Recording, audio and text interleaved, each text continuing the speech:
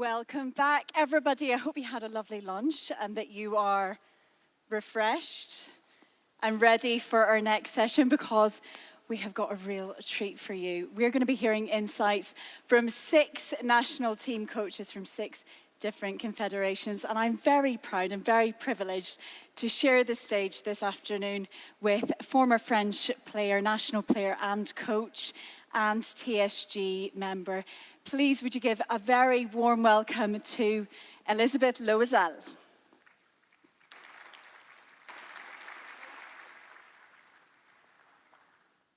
Welcome, Elisabeth. Hello, Christine. How are you? I'm fine, thank you. Have a nice seat? Yeah. So now to our coaches. From Japan, please give a very warm welcome to Asuko Takakuro.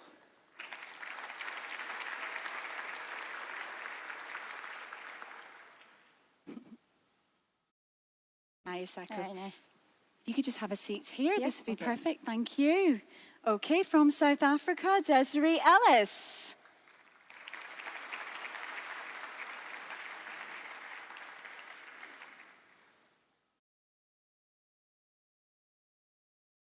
Hi, how are you?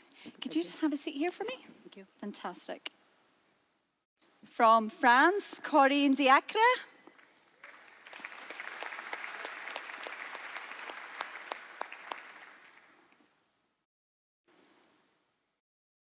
Hi, Corinne. You well? If you could just sit here, that'd be great. From Canada, Kenneth Heiner Muller.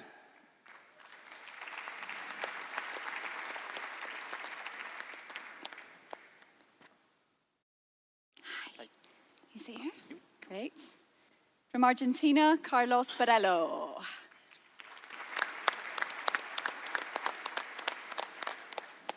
Welcome, Carlos.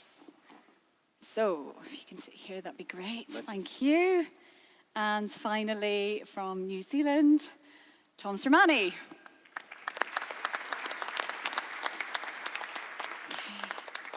So that's my seat. Oh. So yeah, new troublemaker already. Yeah, if you could sit there, that's great. Everybody's in the right positions. We're ready to go. This will be our last Q&A session. We've loved your feedback so far and all your input and your questions. It's fantastic. So we're going to be doing that again at the end of this session after, we've had a chance to talk to all of our coaches. So please do get on the iPads if you have any questions for any of our coaches. And also we'd love to hear your feedback. So yeah, feel free to submit that via the iPad as well. All right. I'm going to let Elisabeth lead. Over to you, Elisabeth. Yeah, thank you, Christine. My first question is for Asako of Japan. Mm-hmm. Yeah. As Asako, you made your debut as a national team player at only 16 years old, so you was very young. Mm-hmm.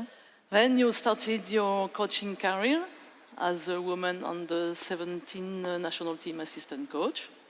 As manager, you led your team on the 17 to the 2014 World Cup title, and with the under 19 to the AFC Championship in 2015. Only 1 year later, in 2016, you was appointed as the manager of the women's national team of Japan.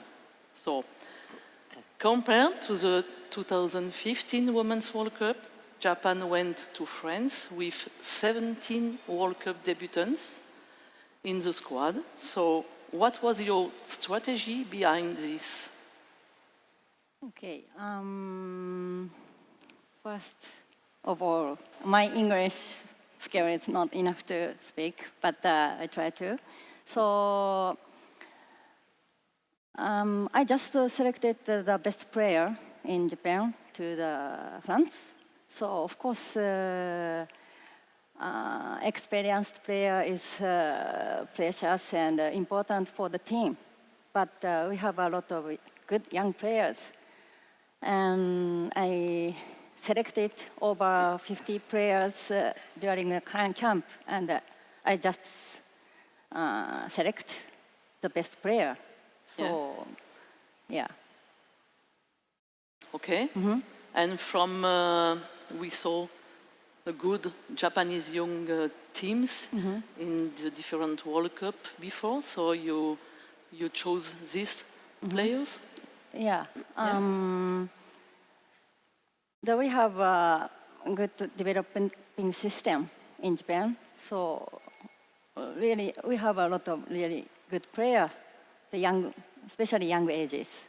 So I decided to go to the future. We had the 2011 and the 2015, we had a good result of the World Cup, but they had played for a long time, and they became over 30, and some players retired, and some players stopped to play, and so we need a change. That's why I choose a lot of young players. Okay, thank you, Asako. Great. Over to Kenneth. Kenneth, you served as head coach for Denmark between 2006 and 2013, and then you were assistant coach for Canada on the Rio 2016 Olympics. Then you were back into a head coach position in 2018. After your last match, you were very disappointed with the results, but not with the performance, having conceded a goal in the counter. What will you take away from France? Yeah, it was definitely it was a tough night in Paris. I think everyone here knows that you prepare for a tournament for such a long period of time, and then everything goes silent. So that was a tough experience for us. But you know, as a coach, you have to distinguish between the result and the performance. And on the performance, I didn't have anything to say to the players that they didn't do. I think we had a great performance. I think one of the takeaways is from this World Cup as well, like it's so super tight. When you get into the knockout stage, it's obviously you don't get a second chance, but it's so super tight. The knockout stage matches was close, and unfortunately we were on the wrong side of the marginals in that game. I think what I enjoyed about our performance in the game we had against Sweden is actually we came to the right positions where we wanted to be and where we wanted to finish or start the finishes of our attacks, but we didn't really convert the opportunities into chances. So we need to find a way. Yeah, I mean, lots of positives to take away, yep, but lots to build on as well, right? Great. Okay. Une question pour Corinne. We will speak in French. So Corinne, tu as disputé la Coupe du Monde. Corinne, you played in the 2003 World Cup in the United States as a player. You then coached France as host nation in 2019. We know that there was a very unique pressure in being the host nation. How did you prepare your team for that opening match against South Korea? What we tried to make sure was that what was at stake didn't ultimately overshadow what we were trying to do within the game. We tried to make sure that we managed our emotions. We needed to make sure that our emotions didn't negatively impact on our play. We tried to do a lot of work on the training ground to make sure that the girls came into the match with a lot of confidence. We played some quite difficult friendly matches in the build-up to the tournament, but of course nothing compares to competitive matches themselves. And after 2 years of friendlies, it was quite hard to go back into competitive action. But for my staff and myself, it was our first international competition in charge, and it wasn't particularly easy being the host nation. You've spoken about managing emotions. Did you use any specific strategies to try and help the players perform to their best ability? Yes, we implemented a number of different strategies during our various training camps.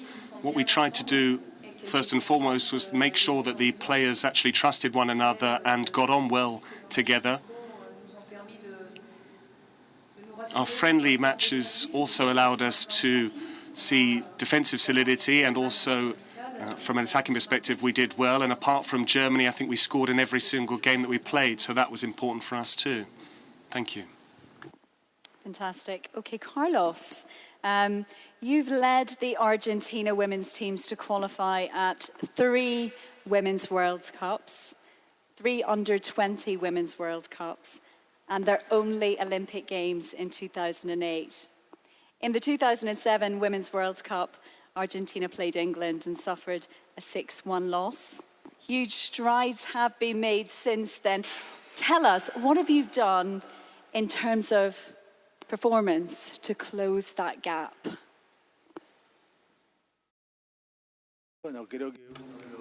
Well, I think one of the key issues or the key areas was all the previous competitions, all the previous games. In previous years, we hadn't had the chance to be involved in that way, and it was very positive for the players to develop confidence and to try and get a feel for what a World Cup is about in advance. And then it was a case of, well, you know that in Argentina, women's football came to a bit of a halt for 2 years, and what we needed to do was actually be on the field and to feel that we could play against rivals with great history. So we tried to play our own game, and we tried to make sure that as little damage as possible was done to us by the rivals. And we found in Argentina that a real pro-women's football movement began in Argentina. And this is really going to be a real boost to Argentinian women's football. And it means that for the next World Cup, we're going to be much more ambitious, I think. Fantastic. Over to South Africa, I think, isn't it? Okay, question for Desiree. As a player, you represented South Africa in their first ever international appearance in 1993. As a coach, South Africa qualified to their first ever Women's World Cup in France this year. So may you explain us how important is this first experience for the development of the women's football in South Africa? Well, I actually want to go back to when we qualified. You know, we qualified in Ghana. We were going to play the final against Nigeria, and we got a video call from the president of the country, which was really amazing for everyone, sitting, watching on the telephone. When we arrived back in the country, the scenes were so amazing. But the World Cup, you know, sport in South Africa was always used as a unification tool. And many players lost their jobs along the way, but we persevered. And out of the World Cup, you know, a lot more girls are now playing football. It's increased by 19%. We also have a national league, which happened about 2 months after the World Cup. So every weekend there are 6 matches, and on a Saturday and a Sunday, matches are being televised. So that has really opened up more doors. We also have players playing abroad. I was fortunate enough to go watch one of the players yesterday play for AC Milan. Our captain, Janine, has gone to Denmark, and that has opened opportunities for the girl child to know that, you know, you can go out there and achieve. It's wonderful. I got a question for Tom. A good one. You've worked in men's and women's football, and have bounced between the two throughout your career, Tom. What are the main differences that you've observed, for example, now compared to some time ago? What main differences have you seen in the game? In the women's game, or in the comparison between? In the comparison between the two, and then also over time as well. Okay. Well, I think when I first got involved in the women's game was 1994. I was very young at the time. And at that stage, it was my first involvement with the Australian women's team. And prior to that involvement, when I took over the team, women's football had just become an Olympic sport. And Australia had just been awarded the 2000 Olympics. So there was government funding for women's soccer, or women's football, and that's when the programme started. But prior to that, the players themselves had to pay to play for the country. So they had to fund everything themselves, whether it was a camp, international, travel, or whatever. So it was very much an amateur game at that stage. And obviously it's improved significantly since then. I think as anybody that's been involved in both sports, I think the main difference in the coaching of men and women doesn't boil down to the actual coaching, because I think your expectations on the field are exactly the same, the standards are the same, etc. But I think it's the art of communication. I think there's I think probably summing it up very succinctly is that women actually listen to what you say, and more importantly, remember what you say. So you have to be much more concise in the information that you give out. You have to be much more thoughtful than the information you give out, and you know that the players will generally sort of do their very best to kind of follow those instructions if they believe in it. Whereas in general, very general statement for male players, they're probably just happy if they're in the team at the weekend, and whether you speak to them or not, they don't really have a concern. And I think that's probably in the difference. As the women's game becomes more professional, I think you know, the comparisons and the coaching become very, very similar. What do you think about the strides that have been made in the women's game? The strides forward that we've made in terms of... Look, I think when you're involved in the game, and we're all involved in it, you get caught up in the day-to-day, and you're always looking at things that maybe aren't going right. But when you go back and you look, say, my first involvement 25 years ago to where the game is now, the improvement has been unbelievable. It's just been amazing. And I think it's taken another step in the last 4 years. I think it's taken huge strides with particularly the interest from federations that weren't interested before, from major men's clubs that are putting a lot of money into the game, and the number of professional leagues that are growing throughout the world. So I think the game is in a fantastic state at the moment. Exciting times. Thanks for that, Tom. Okay, Asako? Yeah. Yeah, we spoke about your young, talented players just before. So, G Village, located in Fukushima Prefecture, Japan's national center, reopened in July 2018. So, may you explain us how has this facility contributed to your preparation for the World Cup, and do you have a model for this?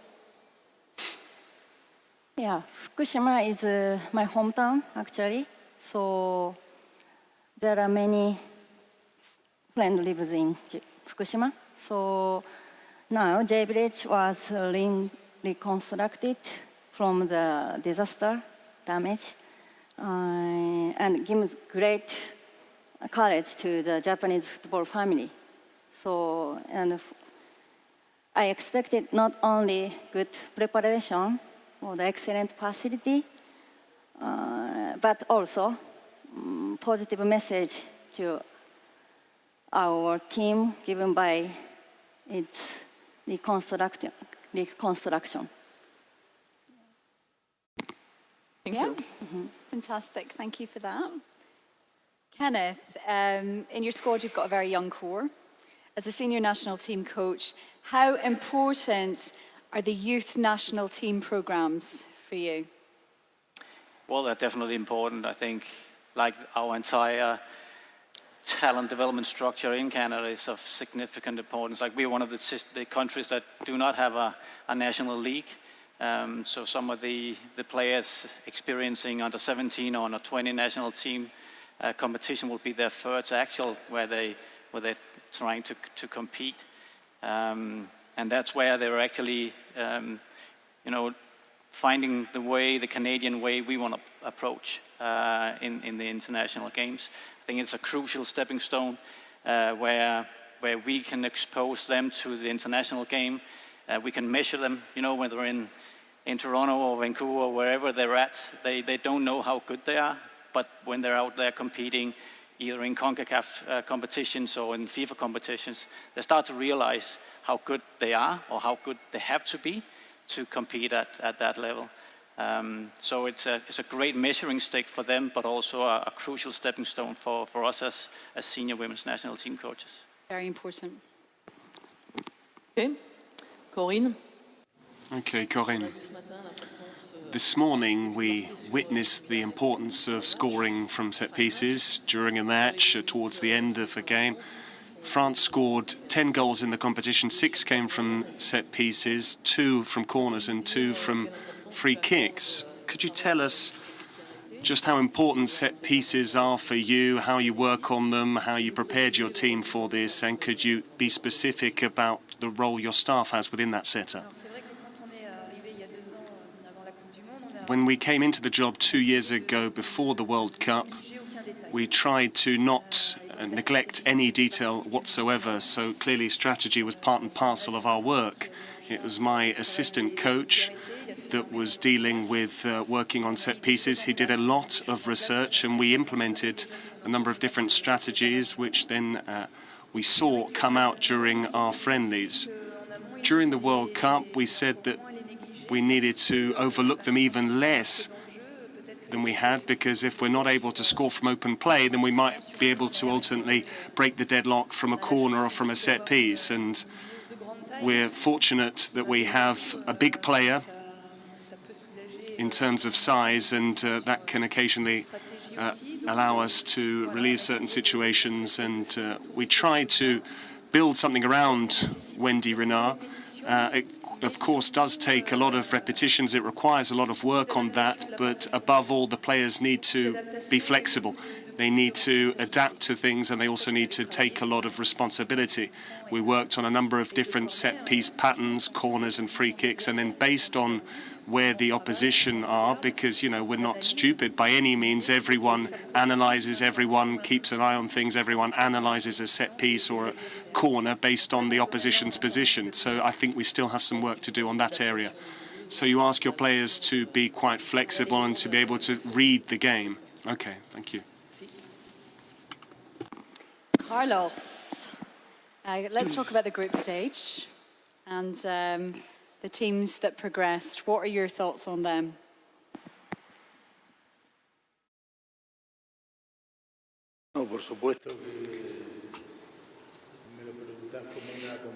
You're asking me, I think, to compare perhaps with Argentina. If you asked me to do that, well, they were teams with more history and more experience, you might say.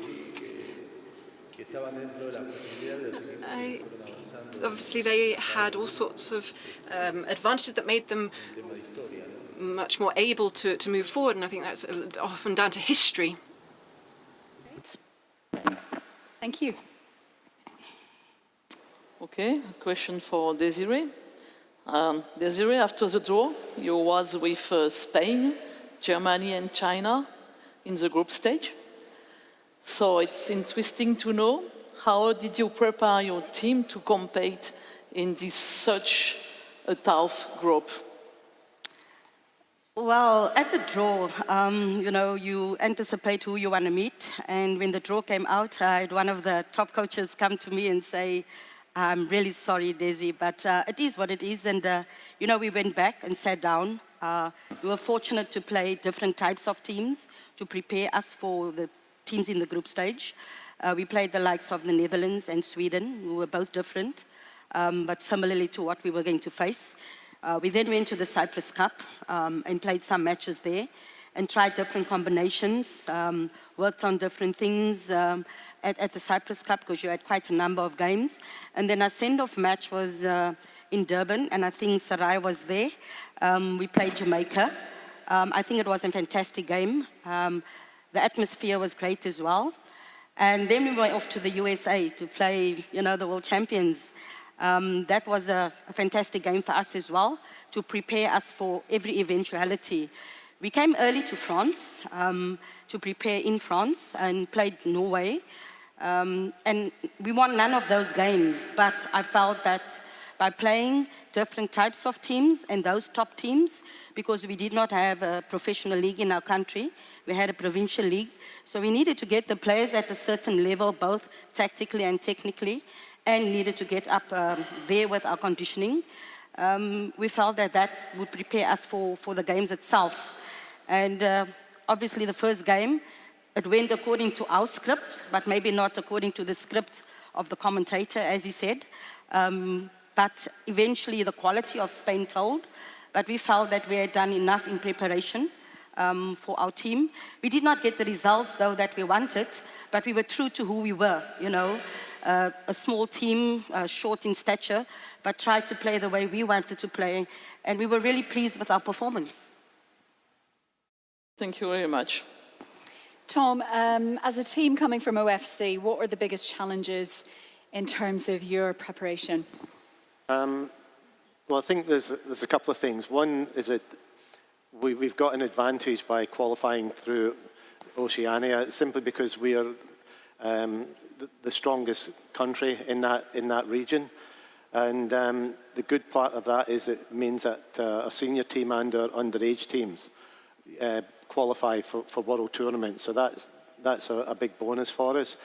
The downside is not so much around that, it's more around probably our geographical isolation. And when you put that together with a small population and you know, not huge budgets, then being able to get the preparation that you need becomes difficult. And then you have to balance that with most of our players play either in Europe or the US. So if we're then trying to prepare, it's best to get matches there, but we still have to get people from New Zealand to there, or if we come back to New Zealand, we have to get people from Europe to New Zealand. So it's due to our, I'd say, geographical location, financially it's a challenge. So, you know, when you put those factors together, that becomes the major difficulty that we have when we're looking to try and get ready for World Cups or Olympics. Fair enough. It's great that there are positives, but obviously big negatives as well for you. Yeah. Great. Seth? Okay. Asa, a new question. A few months after the FIFA Women's World Cup, may you tell us what has the team learned in France looking towards the future and the Olympics? Yeah, we learned a lot. So women's football is really growing, especially physical side and strategy, tactics. So, and we find our good point and of course weakness. So, but there are one thing, I find the Japanese style is the only one. Yeah, our style is only Japanese style. Yeah. Okay, may you tell us more about your strengths? Yeah, my team has a lot of small players, not big enough to especially air. So we have good techniques and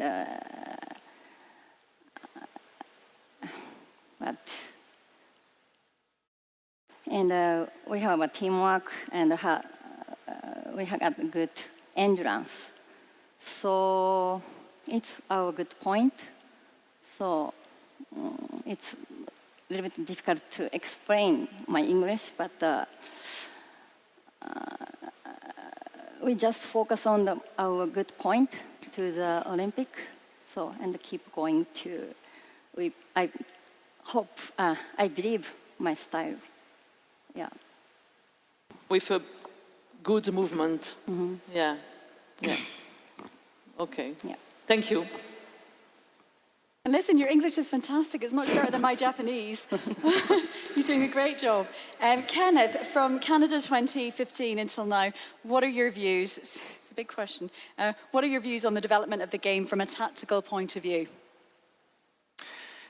Oh, yeah, that's definitely a few things. I think, like to the point of view on the physicality, I think a lot of people, a lot of teams want to play to the team's strength. So, yep, Japan is not the tallest of teams to play, but they can suffocate you because they're just ongoing and ongoing the entire time. So more and more teams try to play to their strength, and they found their strength. I think when you're talking about structured team, 4 years ago, you talked about defensively structured team, but now it's also attacking-wise structured team. They want to get the best players on the ball as high as possible, and then you need to take that away from them. So it's getting more evolved from a tactical sense. And then I think like it's becoming easier to take, you know, the individuals out of the game. So the individuals need that team to set them up. It's not you can give the ball to one player and then she just does everything, because everyone can defend now. Everyone is structured. Everyone can take the individual away. So it's for the team to set the individual up. We still need them, like the big players, the star players, the decisive players. But they need to be set up higher up the pitch to have an impact, where if you go back 4, maybe even 8 years ago, they could just receive the ball wherever they wanted, and then they create something, and you cannot do that anymore. Corinne, tu as joué défenseur central tout au long. Corinne, you were a centre-back throughout your career as a player. So from your playing experience and your coaching experience, what have you made of defending during the 2019 World Cup? Defensive shape has really come on since 2003. There's no doubt in my mind as to that. But I think all the teams showed good defensive shape. All of the players are essentially professionals now, so they train a lot more. Now they train more in terms of quantity and quality, and the FAs do a lot of work with regards to coaching education. I think all of that contributes to the fact that teams' defensive work is a lot better, and as a result, they're a lot harder to break down. Where have you seen the greatest progress from a defensive perspective? With regards to the defenders themselves, I think from an athletic perspective.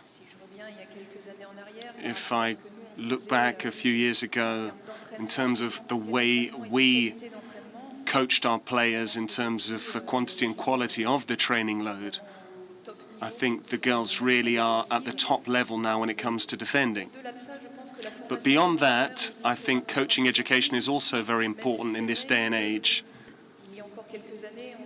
That said, in the past, we tended to play with less zonal marking, and when you do operate with zonal marking, the players have less responsibility and they take the initiative a little bit less. Despite all of that, I think what's important is to work well as a team, to work well as a unit when it comes to defending. And once again, we've seen that the first defenders are forwards. So some good advice, then you can give some good advice on that. Question for Carlos now. Bit of a sore point for me, I'm not going to lie. You were 3-0 down against Scotland. You made history. Lots of tears shed in our house, in my house, over this one. Yeah, you made history to equalise. You knocked Scotland out. Could you just share with us your thoughts on that game, Carlos, please?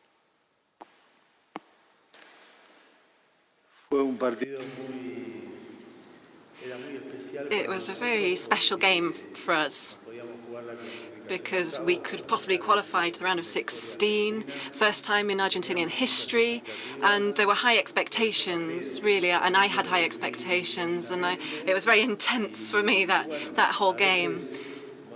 And like I sometimes say, you never quite know what to expect in games, and I'm very pleased. I was pleased to see all these young players, girls of 17, 19, who came in and managed to turn the game around completely. So when we talk about teams and groups, when we're talking about that, it's not 11 players, it's 23 players. They were all ready to join the game at any point. They came into the game and they did what they had to do. So it was clear that Argentina won't forget that experience, let's put it that way. Because in the streets and the shops, everywhere, people were stopping to actually watch the game. It was really a historic moment for Argentina, and it gave us a real boost. There was a real motivation to take Argentinian women's football further. We need to make the most of that enthusiasm that's come out of that. So it was a real shame that we couldn't win it. We nearly made it, but not quite. Incredible result for you. Heartbreaking for Scotland, but brilliant. Yeah, this year we are going again in Africa. So we know that you have a big experience of the women's football in your continent. And your federation did a lot for your preparation for this World Cup. But in your opinion, which are the next steps for the development of the women's football in Africa? Well, I think it starts with the federation, though. They need to play their part in supporting and helping women's football. But then we also have zones in Africa. And I can speak from our region, which is the Southern African region, which is the COSAFA region. We've had 3 successive COSAFA Cup tournaments for senior women. And this year was the first time that they had under-20 tournament run simultaneously. And currently, as we speak, they have the U17 in Mauritius. I know the WAFU, which is a B zone, which is West African, part of West Africa. Have had 2 tournaments over the last 2 years. SACAFA, which is Central Africa. And Eastern, have only had Eastern tournaments with Eastern. But I'm hoping in the not too distant future that the northern part of Africa will have a similar tournament, as well as the other part of the West Africa, because it starts there with the zones. And then CAF comes on board. But I believe that also that there should be more youth tournaments, because that is part of development. And maybe one day, you know, have a similar club competition to the UEFA Champions League for women in Africa, because we all know Africa is a gold mine. You look at most of the teams around the world, some of the top players are African-born players, and we hope that with all of that and the support of the federations and the confederation, that one day soon an African team will win the World Cup. Okay. You spoke just before that you have a national championship. Is it important for the future in Africa? I think it is important. Yeah. The national champions is key. There's not many competitions, so it's important that that competition is run on a regular basis, because it gives teams an opportunity to play and participate, because you can only get better when you play on a regular basis. Okay, thank you, Desiree. Back to Tom. The Ferns are always very competitive, and that was well demonstrated in the tight results against Netherlands and Cameroon. What is needed to reach the next level, Tom? Good question. I think it's always going to be challenging for a country like New Zealand to reach the next level, given the circumstances that they deal with. The fact that it's football, although it's popular in New Zealand, it's not the sport of culture, and they're dealing with other, females going into other sports like netball, hockey, even rugby union now. So that's always challenging. I think the key thing, and being able now to compete, particularly with European countries and the resources that they're putting into leagues and development. So I think the key is for us in New Zealand to really get a solid development plan in place, utilising the resources we have, and by doing that, trying to produce the best young players that we can produce, that are able to play in the modern day game in the way that the women's football is progressing. Fantastic. All right, well, thank you so much for all your insights. And hopefully, now we've got a couple of questions from our audience. So I'm hoping that we do. We're just waiting to see if some come up on the screen.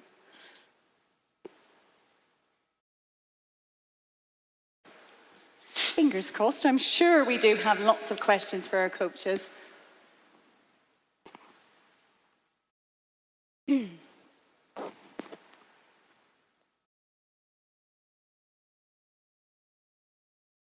I am fairly convinced we've got some questions, but I don't think...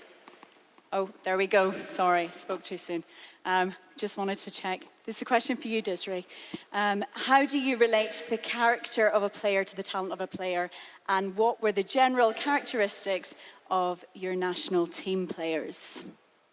I think you cannot really divorce the two. You know, we had a group of players that had been together for a long while. They knew it was the last opportunity to qualify for the World Cup. So those players generally drove the younger players together. We thrive on teamwork.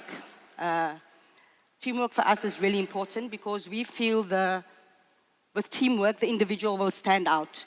You know, we have players like Tembi Kgatlana, but within the teamwork frame, she normally stands out. And we know there's that one moment of individual brilliance that she comes up with like she did at the World Cup. But teamwork for us is the team ethic. Without the teamwork, we cannot be a team. We don't have the professional setup, as I said, because if we had the professional setup, our girls would be playing at a much higher level. And bringing the team together and working together as a team is what we thrive on. And putting the ball on the ground, as Asaka said, we're a short nation. So we try to play the ball around, and we've got to work a lot on our conditioning, but teamwork is very key for us. Fantastic, thank you. We have another question. I knew we'd have loads. This is from Fiji to Asako. Who is or are involved in the talent identification process? Is it only you, or is there a panel to decide on the scouting of players for the national team? Very good question. Okay. Junko, help me. We're just putting you on the spot. Take your time. Take a few minutes to think about it.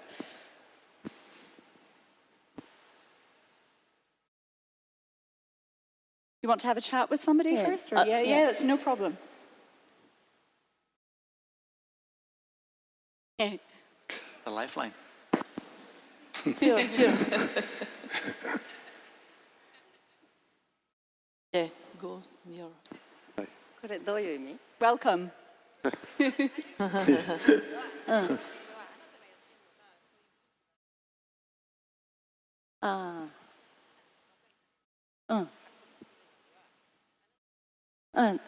Okay, it's not only me. So we have a system of the Torsen system in Japan, youth development system. We have a group of coaches, and we divide 9 districts, and we choose all over the country. So, and we have under 14, under 13, under 15 national not national team. It's selected team. So we have a training camp each ages. So, and many coaches selected the good players from them. Yeah. You happy? Anything else to add? Are you happy? Are you happy with that answer? Yeah, perfect. Okay, this is a question from Finland to Corinne. How do you see the central midfielder's role? How do you see it's changed? And is it going to change and evolve more in the future, Corinne?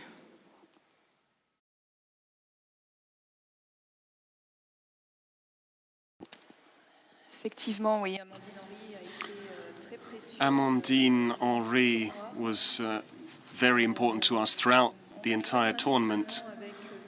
We typically played with 2 defensive midfielders and then a number 10.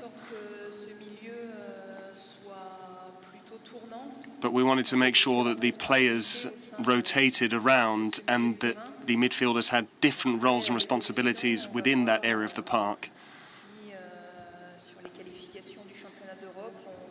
Now, with regards to the Euro qualifiers, we'll see whether we want to change the system or not. But we've got a formation that works well at this moment in time. The girls know each other very well, and I think we need to keep the spine of the team. Thanks, Corinne. This is a question from Botswana to Kenneth. How do you produce high-level competitive talents without a national league? And they'd like you to talk specifically about clubs and schools. So the school system Hey. Well, I think it's within the Canadian DNA to be very, very gritty and very, very competitive. So even though if you play for points or if you play for just winning, Canadian players go out to win. I think that's a significant part of being a Canadian. Because we don't have clubs, we got these talent centers where they play. The biggest setback is that they don't play for points either, so they do get their games, they do get like 11v11, but they don't get like being in a competition. They're playing training matches, so we try to mimic this being a very important match, and you're in a league, but you're not really there. So I think it's due to players like good skill set, their mentality, and then coaches framing that this is actually an important match. But you can never take away the competitiveness of a real game where you find yourself in a tournament, and that's what we are missing. But I think, yeah, due to the being a Canadian, which is very, very gritty and very, very competitive, we actually are able to be in a competitive mode, even though it's not for real. Hope that answers that question. Thank you for that, Kenneth. Corinne, this is a question from Malta. How do you keep your players motivated and focused?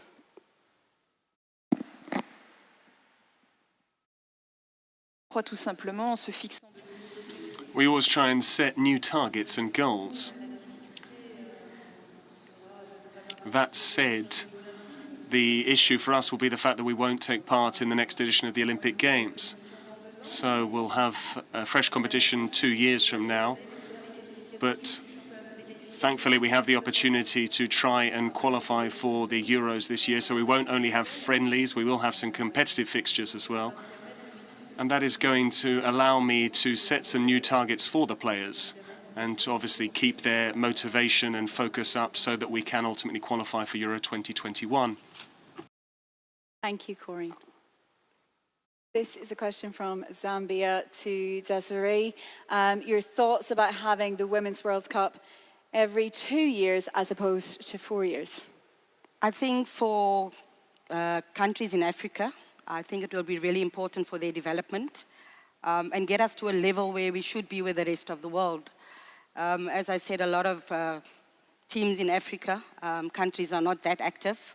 There's not a lot of structured leagues, but that will really help in raising the bar and giving opportunities to players to make a career out of football. Great. Tom, this is from Nepal. What was your biggest lesson learned in France leading into the Olympics? Or up to the Olympics? Probably two things. One is that the importance for the New Zealand team that we have at the moment is being able to go into the Olympics with a clear tactical plan that gives us the best chance of winning games. And we have to try and find ways to win games within that, because it's likely looking at the strength of the teams who have qualified for the Olympics and who will qualify are going to be have more depth than we have. So we're going into those games as underdogs. So it's a question of getting everything right that we can possibly get right. And then the second thing is making sure we get the preparation and the selection of our squad right. So those are the key things that we need to focus on. Fantastic. Well, we've answered quite a lot of your questions. Thank you so much for submitting those. And don't forget, we are looking for your feedback as well, so do submit that via the iPad. That's this session wrapped up now. It's gone so fast. Thank you all. Big round of applause to our coaches, ladies and gentlemen. Thank you. And also, thank you very much. Can we just have a round of applause for my co-moderator as well, Elizabeth? She's fabulous. Thank you. Great. Time for a break. So teas, coffees, and we'll see you back here in 30. Thank you.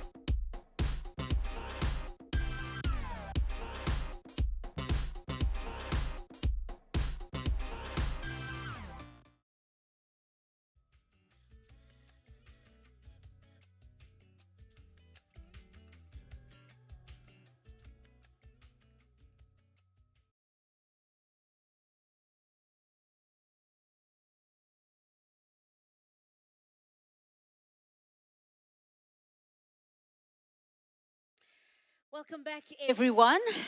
I know you're all very excited now as we get ready for our final podium discussion, or discussions, should I say, because what's going to be happening now is that we're going to be having some quick fire discussions, and they're really going to be centering around 4 main topics. We'll be discussing goalkeeping, performance analysis and insights. We'll be talking preparation and pathway to success, and we'll also be discussing refereeing. So really looking forward to this. We'll be covering all of these topics via some mini podium discussions. And our first topic is on goalkeeping. This one will be carried by FIFA's Pascal Zuberwiller with his guest, Michael Vos.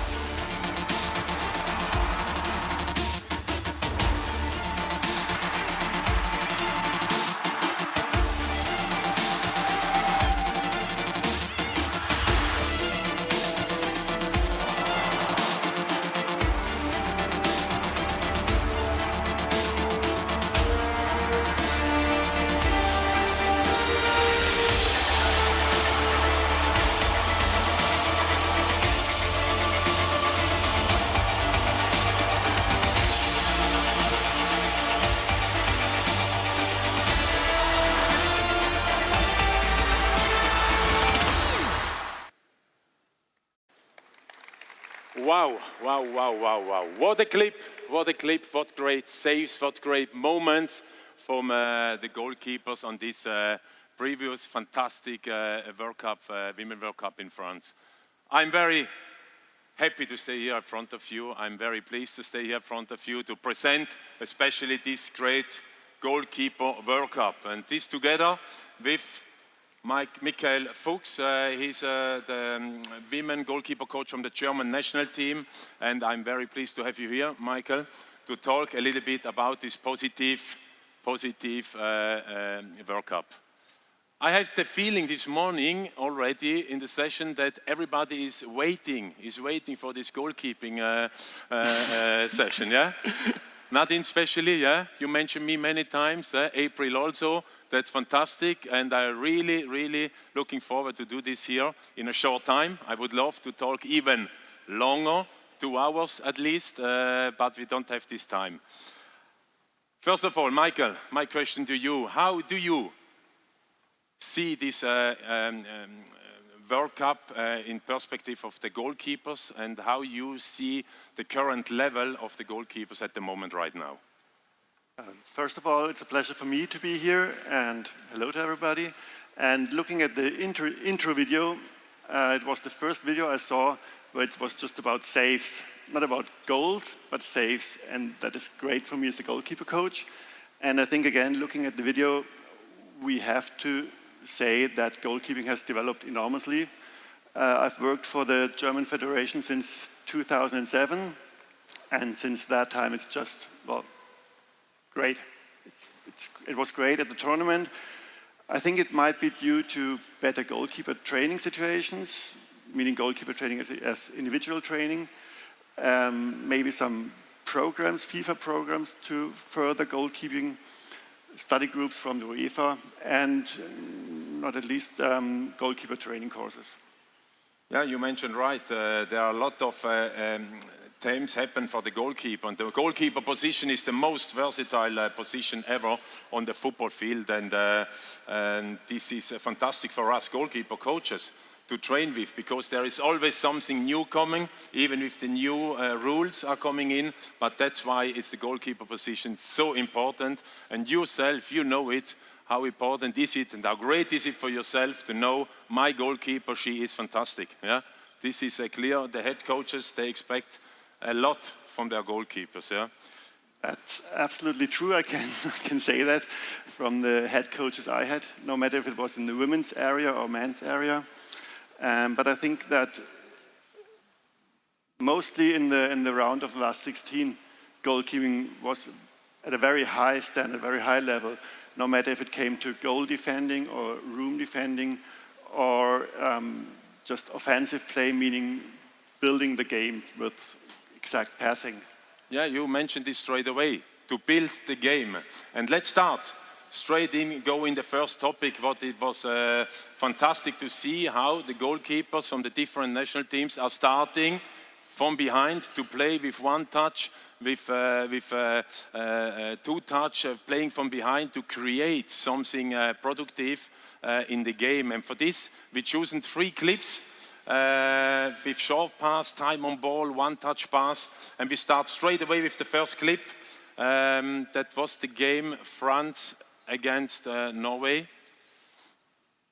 If the clip is coming, here we see it was from a 5-meter playing out from the France goalkeeper, and she made a decision to play a nice little chip, middle long, and from this position they play straight away forward behind the defensive, and that was a fantastic clip, how to create also from the back.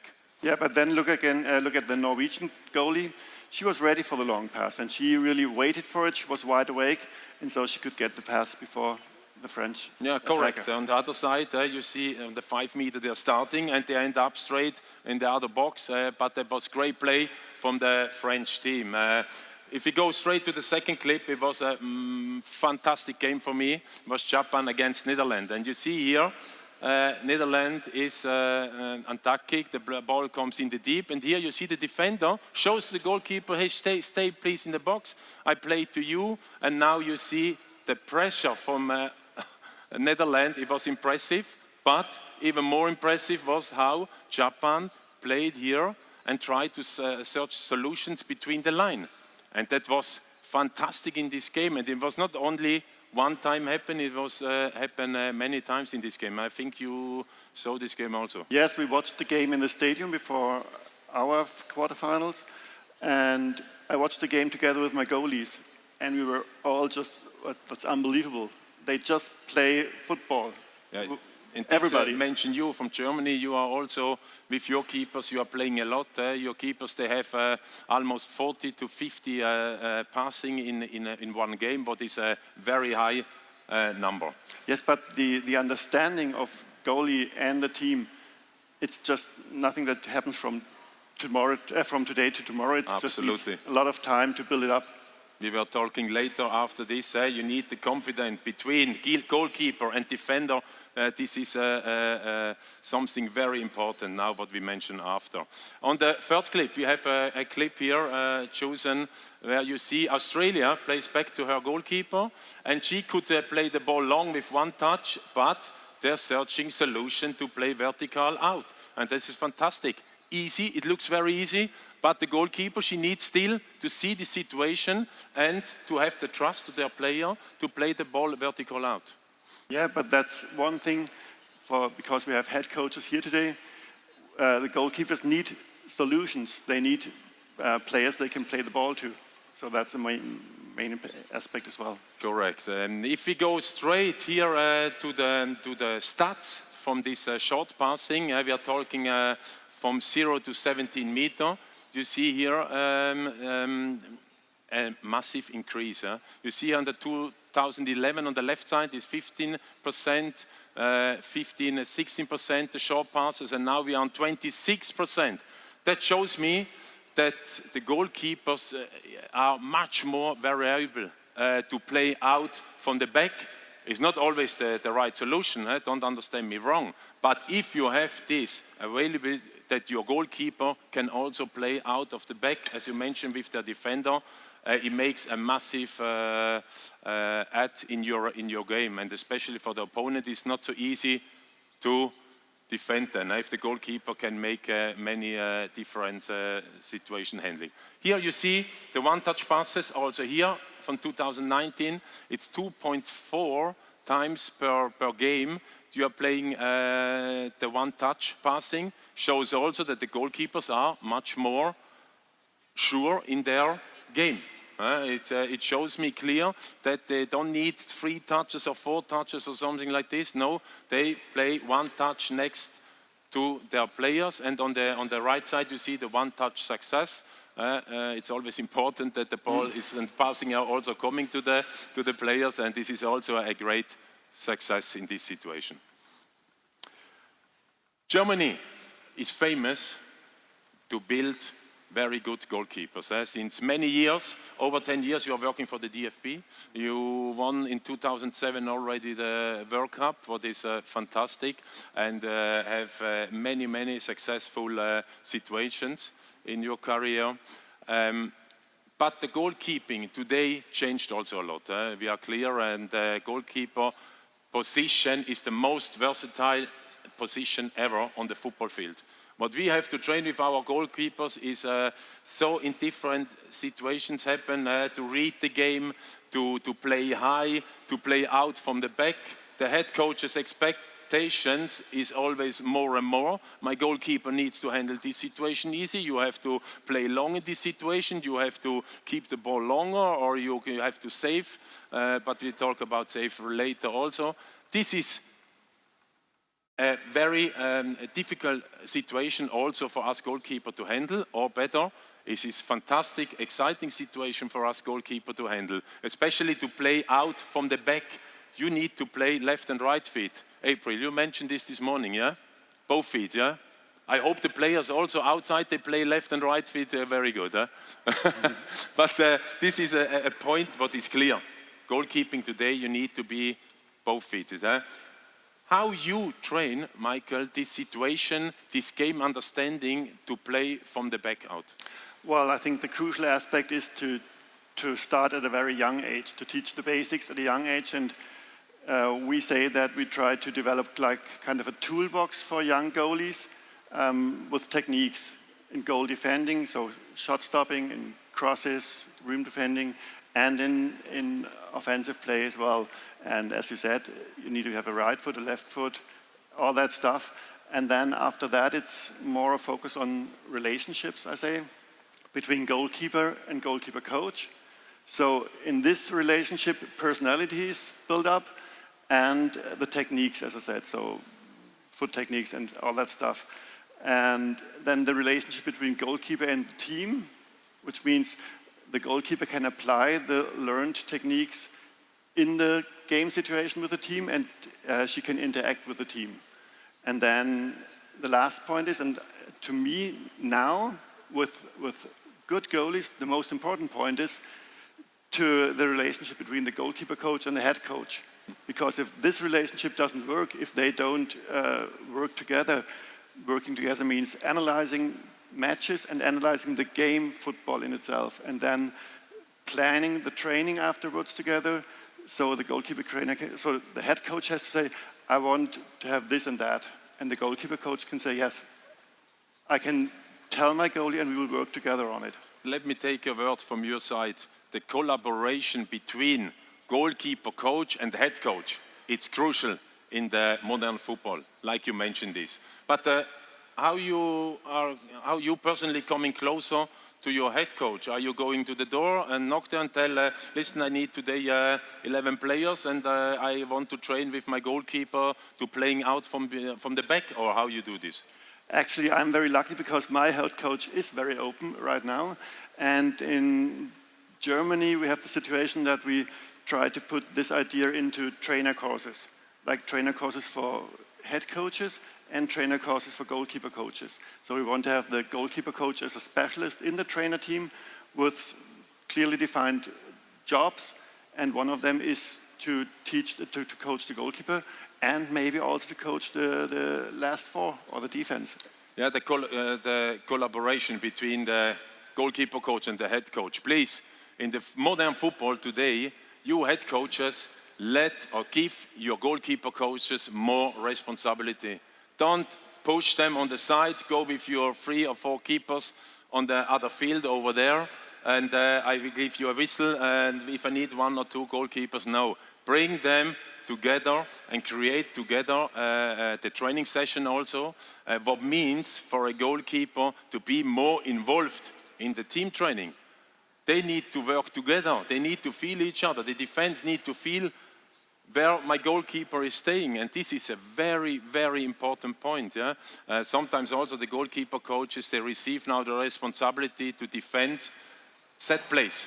The goalkeeper coach is responsibility with the goalkeeper, hey, set plays, defending, that we are doing this. This is also a point. Are you doing this, by the way, in the national team? Not now, our assistant coach does. Maybe it will happen soon, yeah? It might happen, good. yes, it might happen. Good, okay. But then again, one more thing, we saw that the Japanese team, how they play from, or how they build the game from behind, it can only happen if everybody works together very closely. Absolutely. This can only happen if you are working together, yes. If we look a little bit outside the box, penalty box, to intercept a ball in the deep, that was also fantastic in this World Cup, how the goalkeepers, their positioning already, starting positioning was very high. And for this point, we chosen 4 clips also. If you see, for intercept the ball, we start with the first clip, is Japanese against Netherlands. In this game, we saw a lot from the goalkeeping. And you see here, the positioning from the Japanese goalkeeper, she is already on the 16 yards. And the decision here to come out is fantastic. But also to see, like you mentioned before, the defending, they know my goalkeeper, she stays high, she comes out of this ball, and this was impressive from my side to see. Another clip, the next clip, it's Brazil against France. On this clip you see also on the top there is the France goalkeeper. She stays also very high. The ball is coming around the 30 meter front of their goal, and she comes out and reads this ball fantastic. But also here, it's fantastic to see the defense from France. They know that she's coming. I mean, I think they've worked together for many, many years. Bouhaddi and her last line, and everybody knows what the other party does, and so that's perfect collaboration between defense and goalkeeper. Absolute. And the next clip, we have a Sweden clip. The Swedish goalkeeper, she dealt with a ball in the deep, not with their feet to clearance, but also her positioning here is fantastic. She is ball orientated, and she comes out, and she have to read this ball really nice, and also with a header. Why not? Yes. This happens sometimes that you need to make a nice header, and she done this brilliant, like she did it in the whole tournament, how she played very high and read the game great. And then the last clip, I chosen this especially for you, Michael. It's from your game. It was the kick-off from Spain against you. The kick-off. Look, this ball, a missed kick, and now your goalkeeper, that was after 10 seconds. Yes, I do remember. She showed here really how much courage she has, and she comes out here and clear straight, fantastic on the last moment. Yes, but you have to explain me. Well, I do remember the situation very clearly.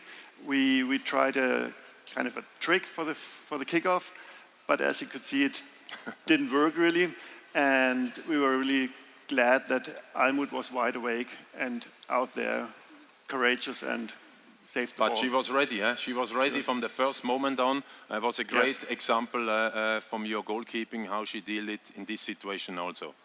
We go straight away in the stats. You see here a little bit the positioning, the height from the goalkeeper, in possession when the team have the ball, and out of possession. And here I would like to tell you, if you see here the numbers, you can read it here better, yes? Okay, how many teams, goalkeepers are playing around the 60 meter? It's really impressive how high they are staying, okay? Clear is that you need to be brave to stay so wide in the game, but it's impressive to see, even if they are out of possession, they are not going back to 10 meter or 11 meter. No. And also the interception per game is increasing massively. Almost twice they have to come out of their box to clear a ball in their extremis, and this is fantastic. But for this, we've spoken already before, the trust is so important, the trust between and the understanding between defender and goalkeeper.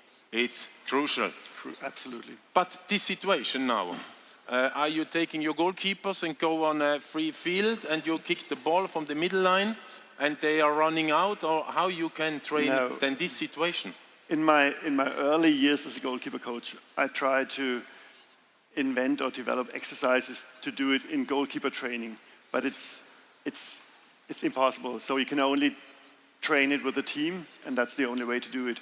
And to be able to do it with a team, you have to talk to your head coach first, have to talk about team tactics first, and have to talk about how exercise or how training sessions can be developed accordingly to it. Correct, to talk is one thing, but I think the head coaches, they have no time to talk a lot with the goalkeeper coaches, because they want to see or receive some solutions, yeah? Often a goalkeeper coach, if he comes, coach, could we have a word about, no time. They have to handle with 30 other players. A goalkeeper coach needs to create also something. They need to come with maybe an example, how we can making better our keeper to read these balls in the deep. Absolutely. I mean, it's your part to do it. You have to take maybe some kind of a match analysis, and then take some scenes, and then go to the head coach and say, well, I think we as a team can do better in this situation. And then maybe even find some exercise to do it, and then they will have an open ear for you. What are you doing if your goalkeeper will receive maybe a goal, a lob over a long distance? What are you doing in this situation, Michael? It's wondering me myself. Well, because your goalkeeper is playing, as you've seen, very high. Yeah. The opponents, they are looking, they are watching. What's happened if a nice ball goes over your goalkeeper in the goal? What are you doing then? Well, as for myself, and I hope for my head coach as well, we try to keep the space between the last line and the goalkeeper as small as possible, so that there is no room for the attacking team to play the ball into. And then if, as you said, it happens that there is a goal, then I would say, I would just first look at how is she orientated. I mean, does she see that the attacking midfielder wants to kick the ball, and then does she do something? If she does, then it happens. Well, but then again, you don't take her back 5 meters? I wouldn't take her back. No. And even if your head coach is telling to you, listen, the goalkeeper is playing too high, I don't want to concede any more those goals? Absolutely not. Good. Because for one goal conceded, she may have done like 10 or 15 or 20 saves or interceptions, and then that's more than just that one goal. But you need to be brave to play high. This is confident from the goalkeeper also, to play high in the game. And if you're going straight in the next topic, to be brave is also coming out for crosses. Yeah? How many times the crowd, coaches, everybody is mentioned, oh, where is the goalkeeper? Why she's not coming out? It's an easy cross, come out, easy, etc., etc. But in this tournament, it was impressive also to see how the goalkeepers coming out by the crosses to punch the ball, one hand, two hands, catch the ball. And it was really fantastic to see. And we chosen here 4 different clips, and if we can go straight away in the first one, it was England against Sweden. And we see on this clip the Swedish goalkeeper, first of all, the positioning. England give a nice crossing, the positioning, second post, and how she catch the ball on the highest point.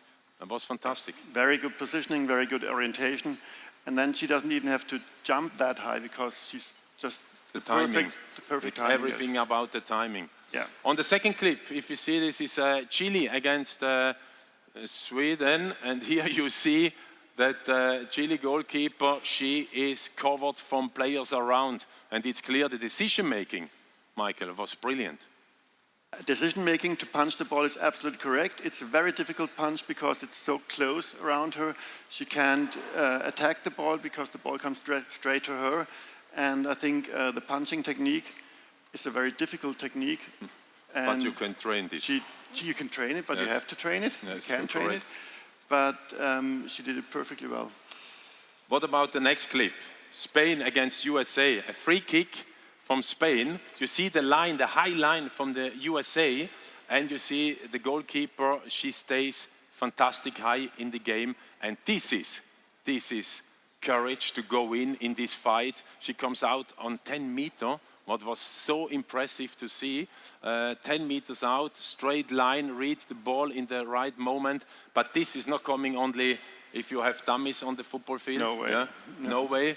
You need also dummies who are running. Yeah. Okay. And this happens only with the team, of course. I love that last clip because when you look into her face, there's so much willpower to get this ball, passion for the ball, passion for the game. And yeah, that's the perfect clip to show goalies go out. On the last clip here from crosses, you see the Italian goalkeeper, and she handled here a ball, not a high cross, but the ball middle high. And you see the defender, she stays and protects the striker for her goalkeeper. And this is fantastic to see. That means for me also there is a togetherness. We know exactly my goalkeeper, she comes here out on this cross. Yeah. And to go with a punch, that was also very impressive to see. That was a very good clip because we could see the defender marked the attacker perfectly well, but then she just, as you said, stayed away, left it to her goalie, and that's the perfect way to do it. Perfect. For this, we have also a little statistics from the cross collections and cross punches, and you see here is also increasing a little bit. Yeah. Okay. What is also very positive, but again, the goalkeeper's done really, really well on this previous World Cup. Even if it was an in-swinger, out-swinger, they came out so brave. Was fantastic. So now, Michael, still, what is the most important thing or the expectation from the supporters and from the head coaches, from everybody, what our goalies needs to do? What is the most important thing still? I think it's still to save balls, to defend their goal, and to be just like a line and try to get everything that wants to go into the goal. Exactly, to save the ball is still something very, very crucial. Everybody has mentioned after a game, wow, what a safety to see this save. I have one game in my mind, half final, Netherlands against Sweden. How many people I had around me sitting, Nadine, yeah? And they mentioned, oh, it was not so really a fantastic game after 90 minutes, 0-0. Come on. It was. I was so excited, and I think you also. It was such a fantastic game to see how both goalkeepers are performing. It was fantastic. And really, we wanted to show you these two saves again from the Dutch keeper first, and then from the Swedish goalkeeper. You see here the first crucial save, and they are a little bit the same style of save. A nice fingertip save to the post. That was fantastic. Here, this save, amazing. Yeah, okay. And on the other side, you see the Swedish goalkeeper, how she saved the ball with the upper hand. It was really after a corner. That was really also a crucial moment in this first 90 minutes. And you see here, fantastic touch. The absolute will to save the ball. Great. And like you mentioned before, you feel straight away those goalkeepers, they don't want to concede any goal. And this is something what you are looking also personally very much on it, that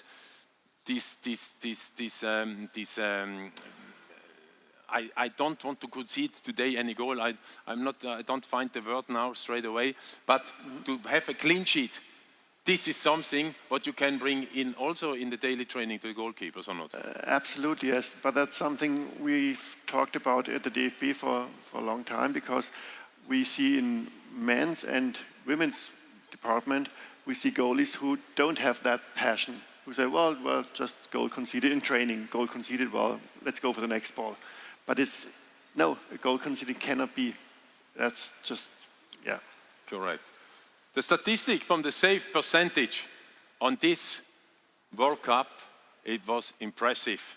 You see here straight away on 70% is an increase again from 5% more, what shows clear what the meaning of the goalkeepers on this World Cup. It was really fantastic. If we go now straight to ask ourselves, what was the result? What was the coming out of this World Cup from the goalkeeper perspective? If we see this now, the metrics from almost every topic what we are looking at was, if the next slide is coming here,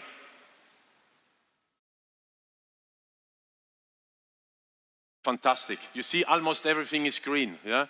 I'm also happy to see some red points that we can a little bit also improve. But this one is really fantastic, how much the goalkeeping in the women football is improving. And it shows that it happens a lot of right and good things. I can't hear anymore from the crowd, from everybody, oh, women goalkeeping, oh my God, no, come on, this is horrible, we need to improve there and there and there. No, women goalkeeping makes her positioning now with this World Cup. And from this to go up even more. Yes, absolutely, and I think there are two interesting aspects in that graphic. Meaning throws, because I think throws are very important for the game, especially for transition game, and throws is a way to have a quick attack, to have a precise way to put the ball to the player, and throws you can learn, but as I can see in our federation, nobody teaches throws, so nobody uses them, but that's just a shame. Yes, correct. But still, we can still improve. And this is our work. And I'm really looking forward to have the next chance somewhere to show you about women goalkeeping. And then maybe I have 2 hours time, or we have 2 hours time, Michael. Thanks very much for your time to come here, Michael, to share your knowledge, massive knowledge about goalkeeping. And thanks very much for your listening. I hope you feel now a little bit more about goalkeeping, even if you are concentrate clear on your team, how to play out from the back. But a great goalkeeping, a good goalkeeping, she makes a lot of difference in your career to be successful with your team. Thanks very much. A round of applause, ladies and gentlemen.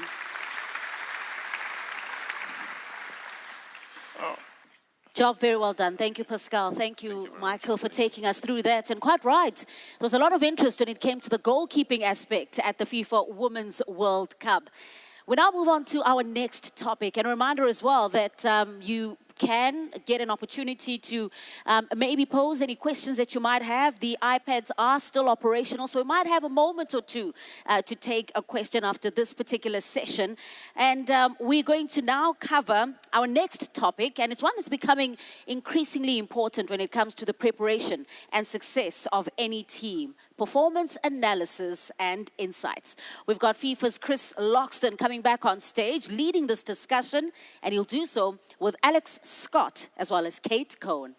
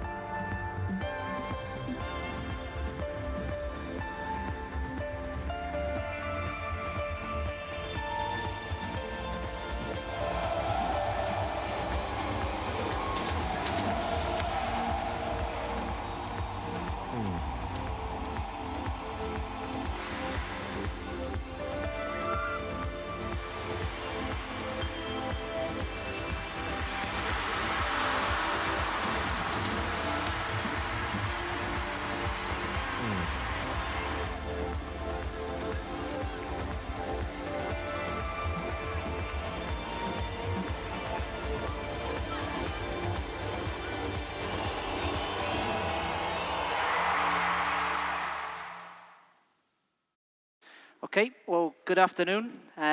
Please may I just introduce Alex Scott from England FA and Kate Cohen from Australia. No laptops, no cameras, no cables. I know they're very nervous right now, but I'm sure we'll be okay. And I know there's many coaches in the room. We have plenty of iPhone chargers. If you forgot your email address, just give us 20 minutes and I'm sure we'll be able to help you out, because that is normally the go-to people on stage with me.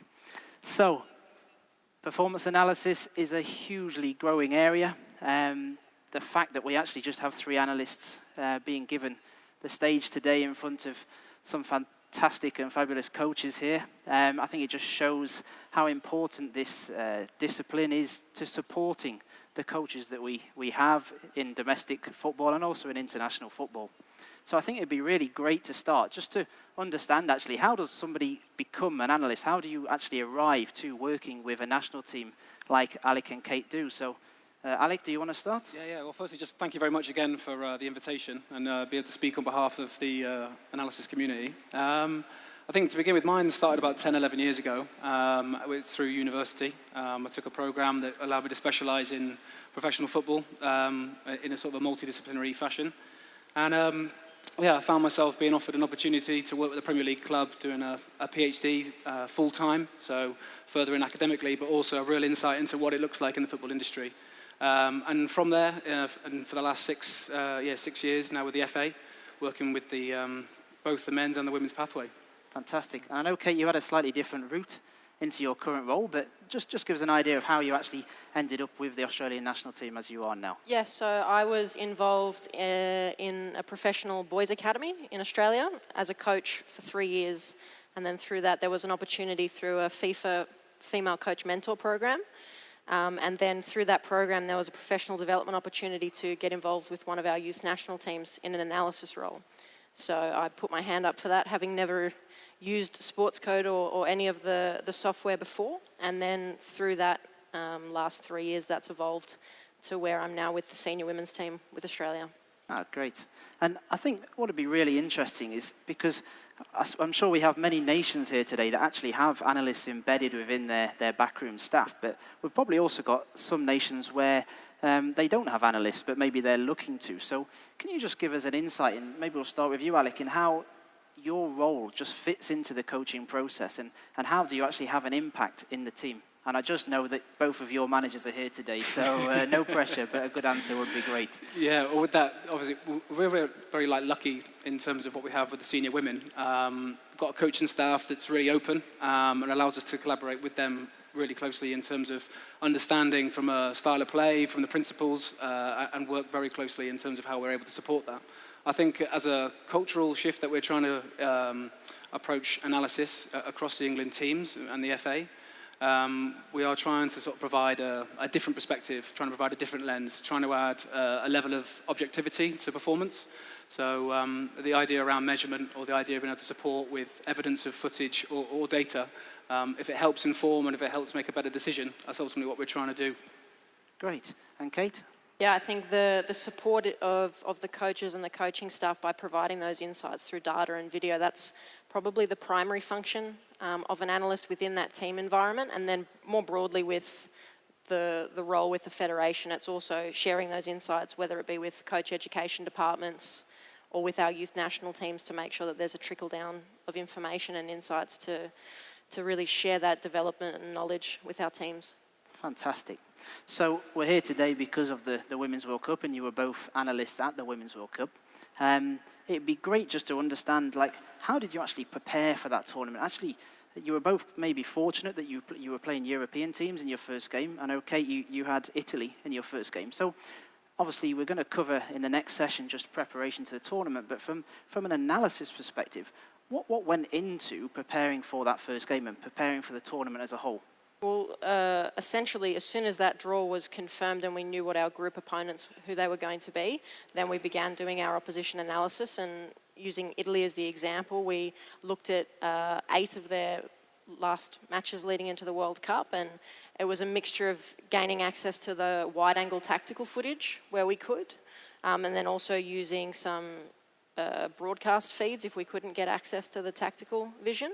And then there was also an element where we went to watch Italy live in person, whether that be with their national team or we identified some key individuals and went and watched them in their club environments.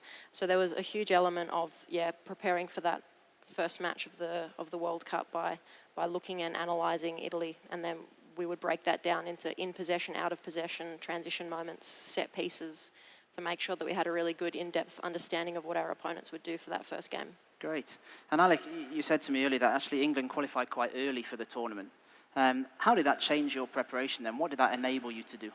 Well, it allowed us to sort of get a bit of a head start on other teams. It was allowing us to not only just look at our group, but also look further ahead and try and envisage the teams that we might play in the knockout rounds. So recognising the CONCACAF and the teams coming through there, we were able to sort of provide not only analysis on our group opposition and follow their trends and see how they developed across the 12 months or the 6 months before the draw, but also identify the knockouts and really start to understand about what kind of tactical themes and what things that might be a strength of theirs that might be something that we need to work on ourselves. Great. And I think what would be really interesting, because for the whole of today, we've seen data, we've seen a lot of video, and even in Jill Ellis's interview earlier, we heard about, we reviewed the footage of certain situations, and in the coaches panel, we heard about footage. Well, these are the people that are the ones probably cutting a lot of that video for coaches to be actually able to do the analysis that they're looking to do.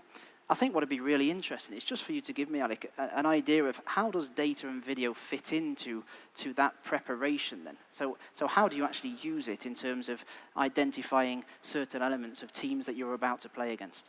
Yeah, I mean, interesting the way you sort of described that there. I mean, in terms of the way that we work with our coaching staff is I'm not sure whether it's unique, but everyone's got the skill set to be able to look at games on their own accord. They're able to code on their own, and that allows us to bring a lot more to discussions, to previews, to meetings, where everyone's able to kind of look at a specific area and bring that to the table. It makes it much more efficient. And then again, that then changes the role of the analyst. And I think probably like traditionally, and maybe for some people in the room that might have worked with analysts before, is it then gives us a platform to be able to look into things in a little bit more detail. So rather than just having to cut up clips, we're actually able there to then move away from that slightly and provide more insight, whether it be in data or to look at something a bit more specific, whether it's individuals or units. Yeah, cool. And Kate, I think we've got some technical directors in the room, and they're always quite interested in the types of software we're using. So, I mean, what software are you using at the moment, and what does that actually enable you to do? So the primary tool or software that we use would be Huddle Sports Code, so both their online and their offline platform. So what that allows us to do is to cut up a match. So we might have a 90-minute match, and then within that we can code individual instances for a variety of different themes or concepts. And then we can use their online platform to share that with coaches, players, especially if we are working remotely or whatever, we can share those matches and databases with the people that need to see them. So for us, when it comes to analysis, Sports Code is the primary one, but we also have, we use Instat to help us gain access to vision, to scout opposition, but also monitor how our players are doing when they're in their club environments.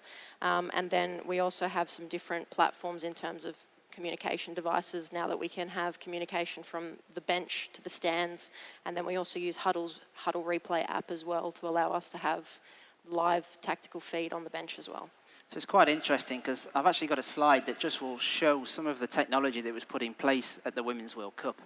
And on the left here, you can just see the culture of the headset. So starting in Russia last year at the Men's World Cup, IFAB enabled the use of small handheld technology in the technical area. And this has really opened the game for us as analysts, because previously we could never officially communicate to the coach during the game, only at half-time. And we all know half-times are very limited. So actually now, as an analyst in the stand, you have the capacity to communicate with the technical staff.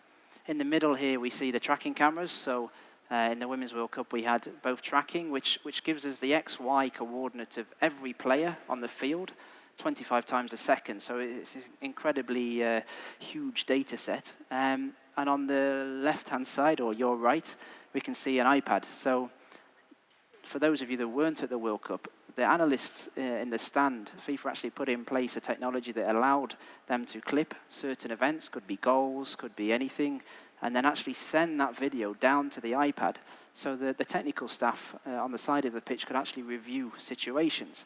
And it's really changed the role of the analyst during the game, because before you could only actually ever sort of prepare something during the first half, and then, you know, as soon as that half-time whistle went, you had to sort of run with your laptop down to the dressing room, spend, you know, 30 seconds maybe with the coach if you're lucky, before they then deliver their half-time team talk. But actually now we can actually communicate and actually allow that coach to see these instances before they actually then go in. So, I mean, just tell me, what was it actually like at the World Cup, arriving with what FIFA had put in place for you? Well, for us, it was fantastic. So in addition to the technology that you mentioned, we had multiple camera angles as well, which we've seen some of them today in the clips, which allowed us to analyze in different angles live. We could then communicate with our bench, and then it was making sure that we incorporated that into our coaching process and our match day process before the tournament. So we were implementing that type of match day process from October 2018. So we had a bit of time to work and build that into our match day. And then it's really important as an analyst, because you have that high vantage point where you can see things, as opposed to the coaches who are potentially at a really low vantage point. So to be able to communicate key tactical themes, or to confirm whether a game plan will be suited or we have to make tweaks or adjustments, and to have that ongoing communication during the match is important. And then it also helps us to make sure that our halftime is really effective as well, because we know exactly what the coaches are looking at. Yeah, that's great, and I'm going to ask you the same, but first I'm just going to put another slide on the screen, because we're seeing now more and more camera angles becoming available to analysts, and basically here we can see sort of 6 of the main feeds that are now used by analysts. We have the world feed that gives us the sort of what you would see normally on the TV, with the graphics and the close-ups and the replays. Then we have like the clean camera 1, which is the main camera that without the sort of zoom-in elements. We have a tactical side and a tactical high behind. So the tactical side and the high behind keep all 20 outfield players in shot at all time. And then now we also start to see teams using the left and right 16 meters. So, I mean, Alec, tell me, why is it so important that we have so many different camera angles? I mean, there's a lot of benefits, and I think I'll probably provide an example of something that we did with a lot of our review sessions, actually, is when you're able to actually put the perspective of that player. So if you use the goalkeeper or we use the back four, being able to review with a vision of what they're seeing in the game helps certainly with the idea of when you're reviewing, you're understanding what they're seeing in the picture. And again, when you talk about trying to review and ensure that there are learning outcomes, or you're trying to embed a certain style or a key message, being able to adapt that and flip that to really highlight that, it's so important. So you just mentioned about the briefings there. So tell me about your briefings during the Women's World Cup. I mean, we heard earlier about, I think it was in Jill Ellis's interview, about the length of time that you're with the team. Did you have meetings every day, or how, say for example on a match day, where did your pre-match meetings take place, and how long for? And yeah, I think when we look at the size or the length, of a tournament, and being sort of 53 to 54 days long, you've got to recognise that there'll probably be certain points where you need to have a break, and you've got to sort of mix it up and keep it fresh. And I think that was one thing that we were really aware of as we went through the tournament, particularly aware of the sort of the match day model. And what I mean by that, when we have sort of 3-day lead-ins or 4-day lead-ins to games, we would run a specific type of session, and it would cater for different needs. So if it was to speak to a player individually, or it would be a unit, or it could be a team, we just sort of like chose what was most appropriate for getting that message across and what was most key. Okay. Yeah, that flexibility is also important. So as a general rule, we would break our opposition preview up into different days so that they would have different themes. And then, as Jill mentioned with regards to how the US do it, we would always have an element of, this is what the opposition is going to do, and this is our solution as to how we can influence our style of football on the opposition based on the theme that we're discussing in that particular meeting. So we would do that, but then you've also got different moments when you might do small group reviews or you might do individual reviews or previews. So when you are away and in camp for such a long period of time, it's making sure that your information is delivered efficiently and effectively, but also mixing it up so that there's not this fatigue of the same rhythm always. So how important is it that as an analyst, you understand the philosophy of the coach and what the coach is actually trying to do? I think, you know, some coaches are very sort of scared of using an analyst, that they're trying to going to take over your role. But really, the role of an analyst is to allow that coach to make more informed decisions. We are purely here to support. So how much easier does it make your job if you are really in sync with the coach and you really understand how he sees the game or how she sees the game, and how easier does that make your role? Oh, hugely. I mean, again, going back to working with Phil, it was very clear from day one that there was a principle or a style of play and a clear vision. So in terms of trying to be successful, we knew that we were aiming for somewhere and that would be our measurement. And then in terms of an understanding of how we want to play and how we want to approach games, that certainly helps with the way that we do our analysis and specifically picking out clips that are going to relate to the way that we want to play. Yeah, and Kate, anything to add? Yeah, the role of the analyst is very much to support the head coach and the style of play that person's looking to implement. So then your insights are tailored towards bringing that to life and helping the players better understand that. But then at the same time, there is an element where you do challenge with whether it's your key performance indicators or objective information to make sure that we are bringing that style of play to life. But the starting point is always for the analyst to support the coach and to support the players to bring that playing style to life. And we actually see quite a lot of coaches now really able to use some even quite advanced analysis tools. So how is the role of the analyst changing now? I mean, we didn't really touch on it yet, but you know, we actually first met in Abu Dhabi during the Asia Cup, and I think it was a semi-final between Iran and Japan, and there was 4 analysts, and there wasn't even space really for them to extend the tripod legs, all filming the game, plus all the broadcast cameras, and you just couldn't move. And it'd be really interesting now to understand sort of, we've got coaches that are able to sort of do some of the jobs that we traditionally had to do. We have now video being provided to us, so we don't need to go and film. How's the role of the analyst changing? Yeah, well, it was very different from that experience where we first met to then this World Cup, where essentially we were able to arrive at the stadium and have those camera feeds provided for us and have the technology set up so that we could just arrive, plug in, and focus on our primary role, which is to deliver insights and to support the staff. So, yeah, it's that's probably the, I suppose, stereotype of what an analyst would do, which is to film a match and then cut it up and give it to the coach. But in actual fact, the role is so much more about providing insights on the team's performance and individual players' performances. So, things like that are very quickly evolving. And Alec, I know within the FA, coaches are very hands-on with the games. You've already alluded to it. I mean, so in your sort of opinion, where's the role of the analyst going now? Again, if you go back to sort of the traditional analyst that you might have seen sort of 5 to 10 years ago, I think you would have so many tasks to do to even generate that video to have to cut it up. Whereas now, when there's almost you sort of raise the level of the skill set in who you're working with, it then demands more of you to look at something more specifically.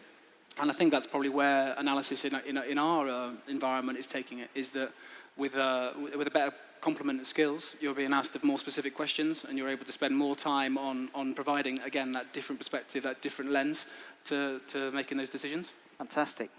And I started and said that, you know, we have some nations here that are, you know, really advanced in terms of their analytics, but I'm sure we've also got some that are at the beginning of that journey.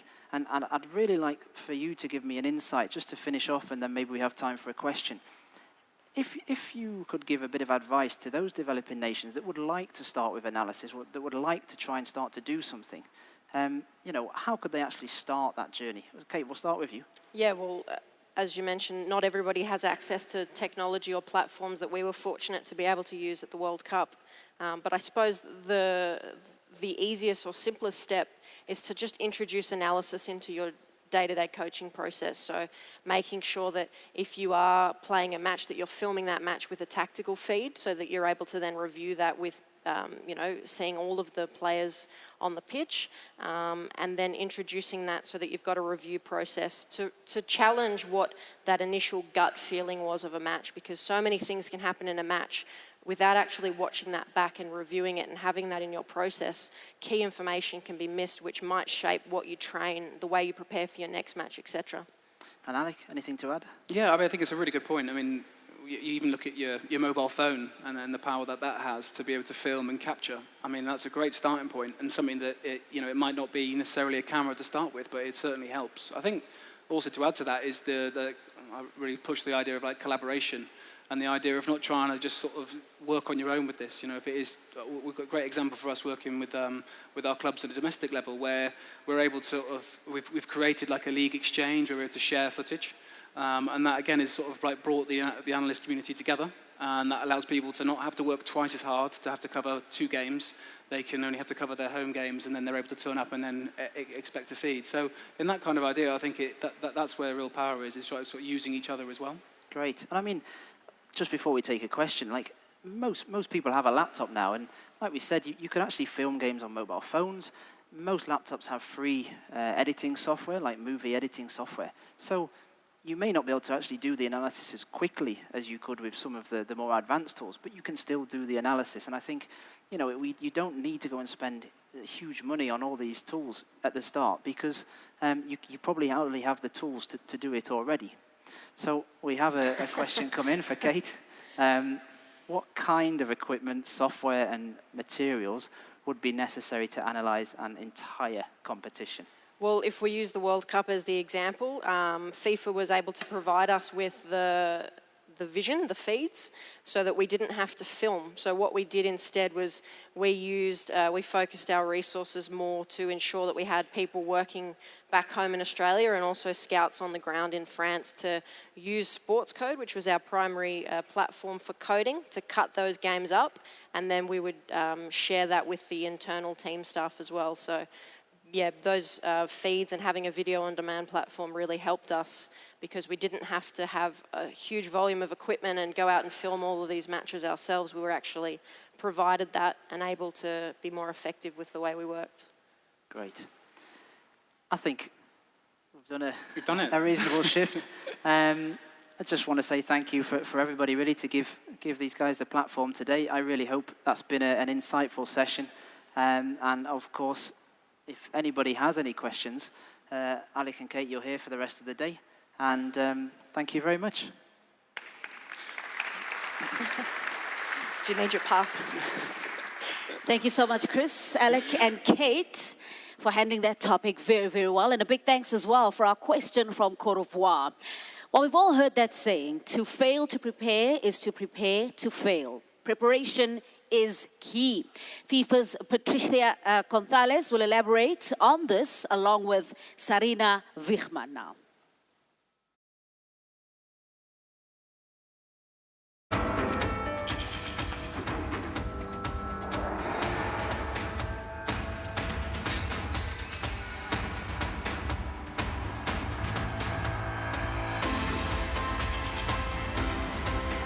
I thought you changed. Just 1, 2, 3 down.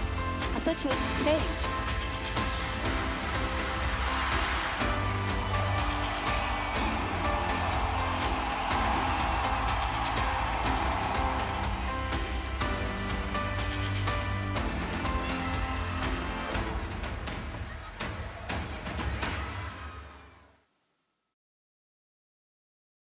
Well, so after the whole day going through what's happening on the field, we think it was a very good moment to go through what is happening out of the field, the planning to success, the long term, the short term, the medium term, which is very important.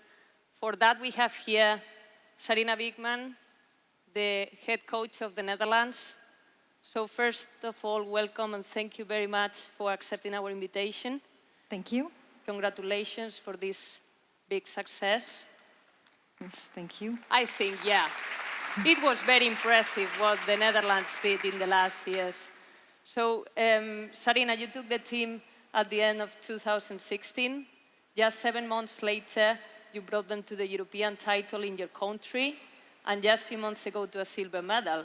That's quite impressive. So how was that for you? Unbelievable. Nice journey, and we're still continuing this journey.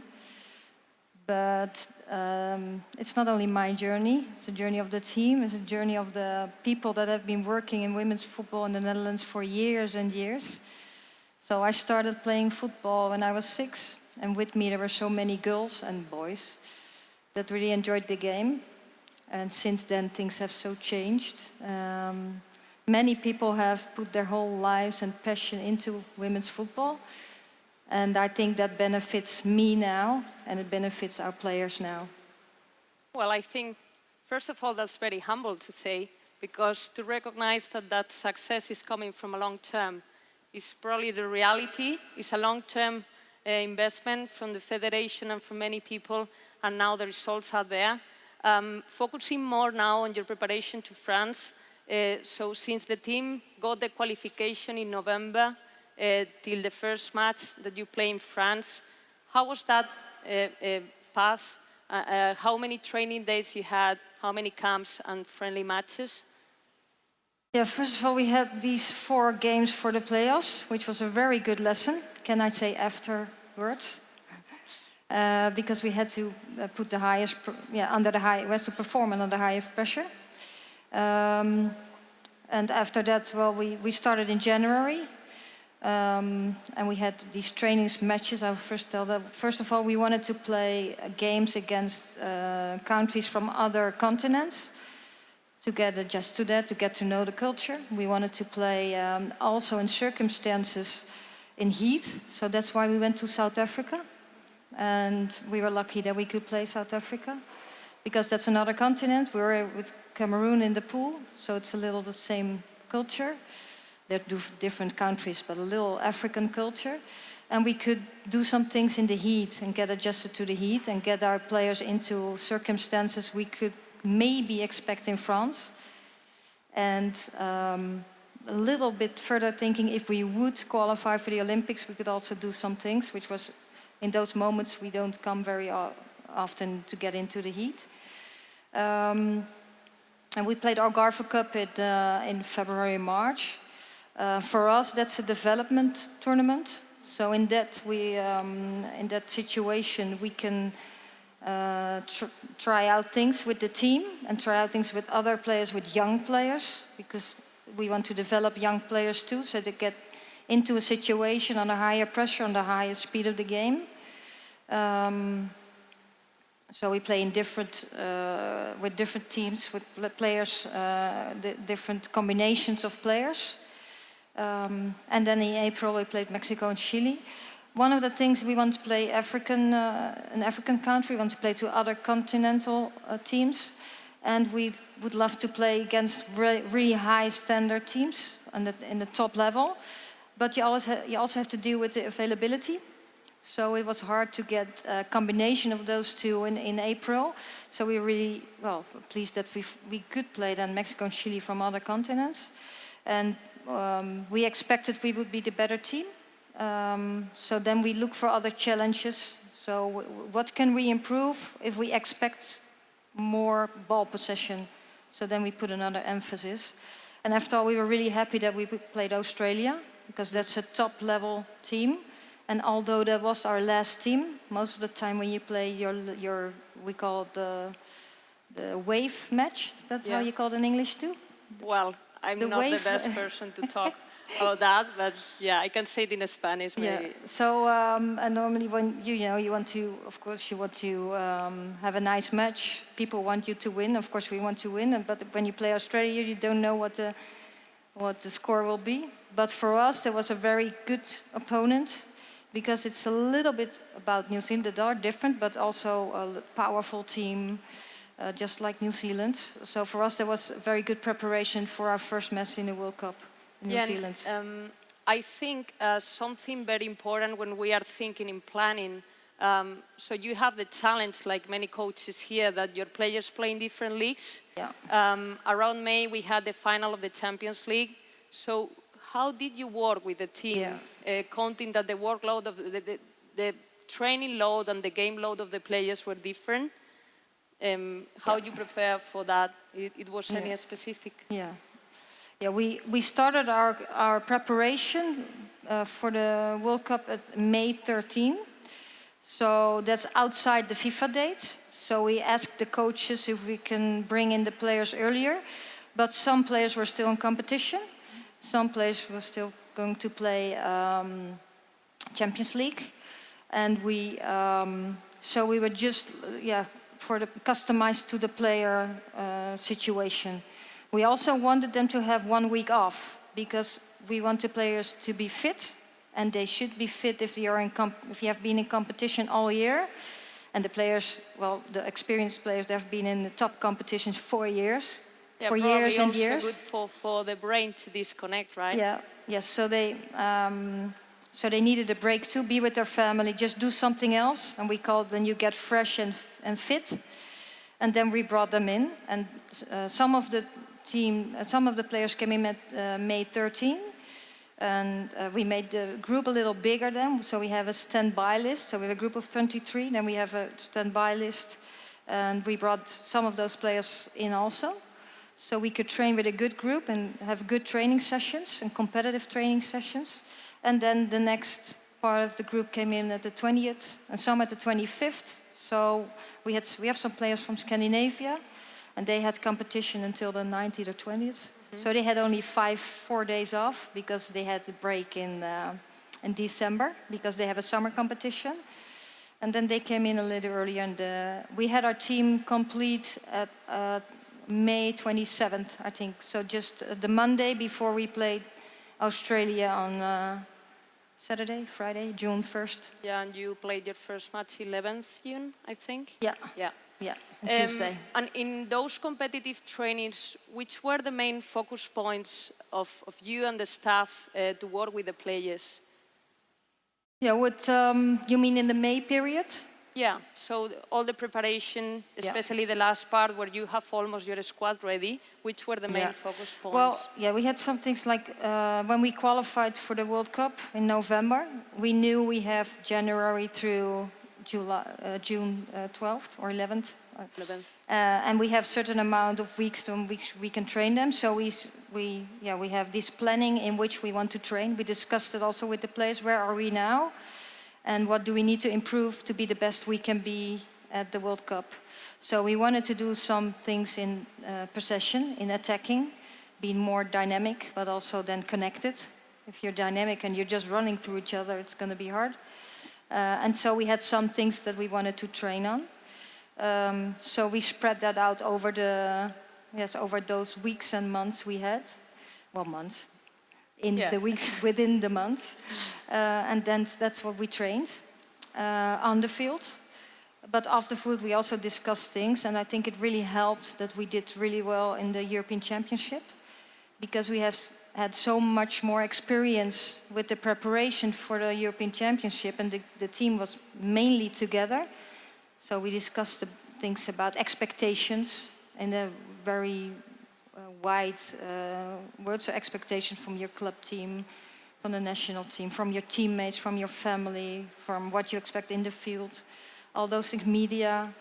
So we could just bring that in a little more, but we didn't have to do it with the whole group because most of the players are so aware. So we did it more personally. We made it more personally.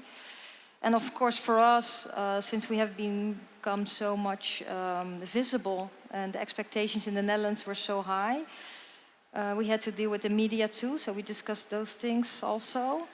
But you have to experience. So the media is getting tougher on us, and they're getting more personal. And we discussed this, we practice this, but you have to feel and experience in the tournaments. Definitely. So I think it's. Pardon me? And the Women's Euro was a good learning, right? Pardon me? The Women's Euro was a good learning. Yes, definitely. Yeah. And of course, for handling all that workload, the pressure, the media, the trainings, all the data that we have been talking now, goalkeeping performance, to reach such a level, we need a big team behind the team. So who is there with you? Yeah, that has improved too, very much. So when I first started as assistant coach, we had about 12 people in our staff. and now we had 24. So, of course, it says something about our federation, about the resources they take care of for us. So they want us to perform well too. So they invest in women's football and in the national team, which I'm really happy with. But yes, we have many specialists. And well, Jill said something about that too this morning, that if you have specialists in your team, you have to use them. So for me, on the field, I'm still the coach, but off the field, I'm also more a manager, and I'm trying to set everyone in their strength so that we can use and we can benefit from their qualities, because I think we have a lot of quality in our staff. And what I just do is, well, we discuss what's your task, what's your responsibility, and then I leave it with the specialist, and I just bring together. But it's also important to communicate. So we have certain moments that we communicate with each other when we come together and we share the things that are necessary, and then we spread out again and do our job. Well, definitely one of the key tasks of the leaders nowadays is the people management. So do you have any strategy for that? Because I imagine that leading with 24 people plus the 23 players on the field is a lot. Yeah.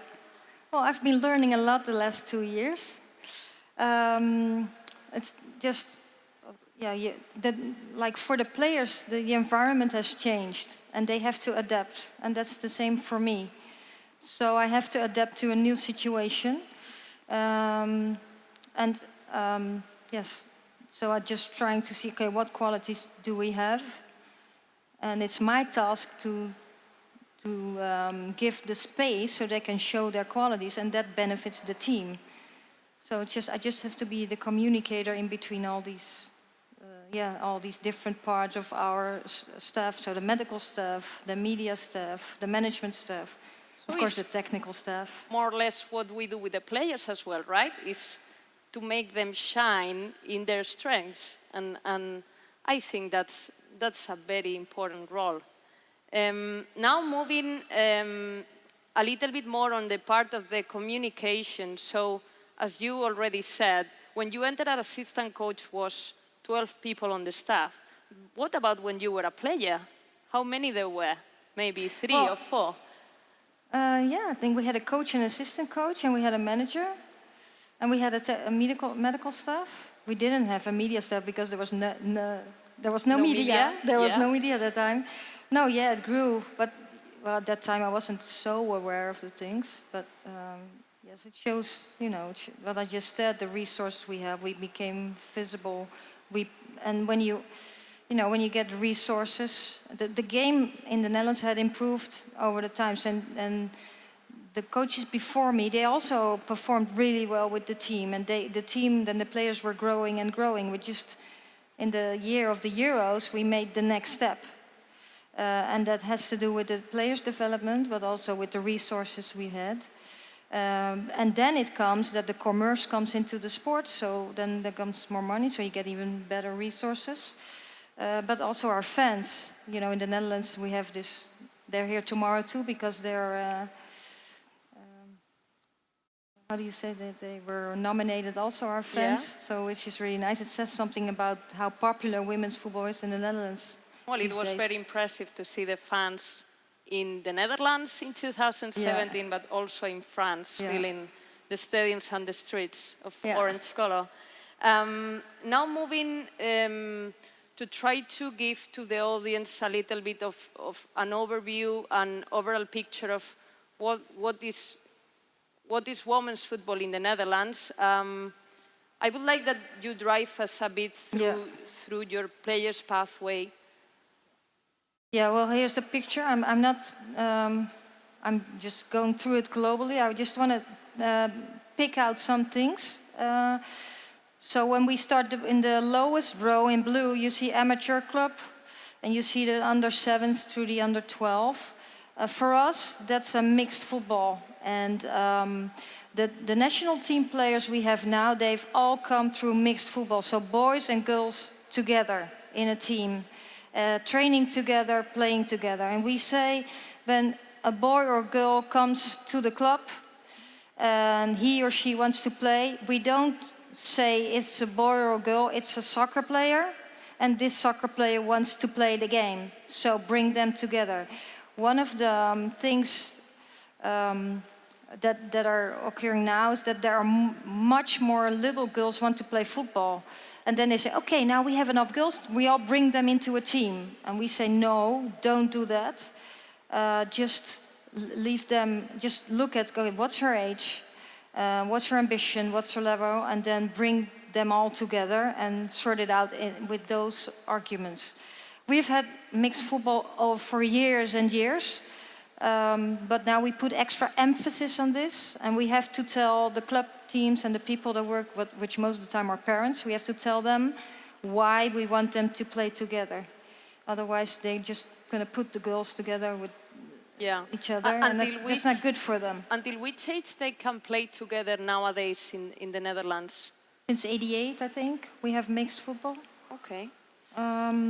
We use a lot mixed football. We consider it's very important, as you said, and I think happens in many countries. Many talents comes through that pathway, but also we have to think in the accessibility. I think it's very important, especially in bigger nations when we have regions that maybe don't have enough girls for playing football. Mixed football is a way to access the game as well, and that's definitely very important. Yeah, for sure. And you always say that the talented players come from mixed football, but I think that it's more fun for a kid when you play with other kids that have the same level as you have and that have the same feeling about the game. And that, that's not... Oh, can we put a picture back? Yeah, can we move back to the pyramid, please?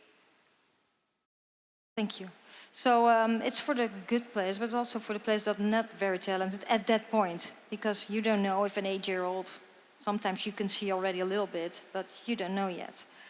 What I want to show also is that we want the talented players to stay as long as possible in a mixed team in which the situation is good. If you look at the level of the game, and if she plays at the highest level of the game, just stay there. And if it still fits with her ambition and the way she experienced football, then it's okay. And then when you come in an environment in which you want to have a top-level environment with top coaches and top facilities. So I want to go a little further with, you see the Premier League club.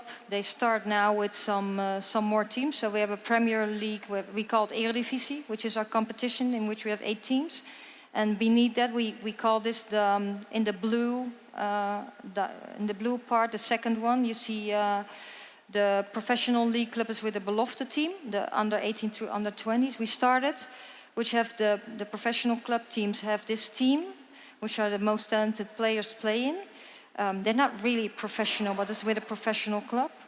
And that the audience understand this well. So this professional league under 18 to under 20 is the same teams that we have in the first division, but they have this division with just youth players. Yes, so and they play a competition with each other, but they also play, like the last week they played, or 2 weeks ago, they played in this, the cup is against boys. So they play against each other and they play against boys also. And that's how we're trying to bring them in certain circumstances in which they can develop. And also if you see the longer term with the younger teams, that there are more club teams now that have training teams in the under 16 and under 17. And sometimes some teams also, some clubs also have a team that play in a boys competition, which means that it is spread out a little bit. And we connected that with having more international games with the under 16, under 17. That must be under 19. That's wrong. It's not under 18, it's under 19. So we intensivated the program of the national teams in the youth. So we bring the best players together because within the competition they're spread out a little more than they were before. I have a question in regard to the under 23. So Under-23 is a competition that doesn't exist in the women's side, not at FIFA level, not at confederation level, but we see many member associations launching this under-23, under-21. So the Netherlands did that this year. This summer, yes. Which is exactly the role of this team. Well, first of all, the development of women's and youth football in the Netherlands has improved so much. Youth like girls has improved so much, so we have more talented players. We also have with the federation all full-time coaches with those national teams. And we, as there was the evaluation of the Women's Euro in 2017, the gap in between under-19 and the national team was getting bigger and bigger. So the step from under-19 to the women's team was big. So we said, well, we want those players who can still reach the national team. We want them to bring into international games to give them that experience. And we also would like to influence them and stay in contact with the club, with the player, of course, and bring them to, in an environment which is almost the same as the national team. And we bring them in also in FIFA dates. So last September, we brought them in and we were training on the one field and the under-20 were training at the other field. And we connect with the coach and with me, of course. So we think we can influence them. Yeah. But that's maybe I should tell something else. That, this is not in this pyramid, but the level of our national team, the players have improved so much. So they have had this pyramid in the Netherlands. And our players have been in an environment for years and years. So that's why they have more experience. And they are for years and years get into this situation in which they have to perform well all day, of every day. So there are top-level teams like Olympique Lyon, Arsenal, Bayern Munich, Barcelona. So that's the step they take from the national competition to the next level, which also benefits the national team. Yeah, so I think it's also a strategy that other teams have followed, that maybe they didn't find that competitive environment in their hometown, so they moved to other countries to receive that competition, and is the case of your squad right now. Yeah, well, our competition has improved very much. Since 2007, we have this Eredivisie, and the game has improved so much, but still, we're still in developing. And like now, Ajax now have full professionals, and they made the next step. And the facilities at the club teams are getting better and better. But still, when when you have, for example, Olympique Lyon, that's the highest level. So that is right now the next step for a player. Yeah. Thank you very much. I think we have some questions for you. Questions? Yes, Carol? No. I think we're finished. Yeah. We are finished? So we don't have more time? Out of time. Okay. There's no questions. Yeah. So thank you very much, Sarina. Thank you. Thank you for having me here.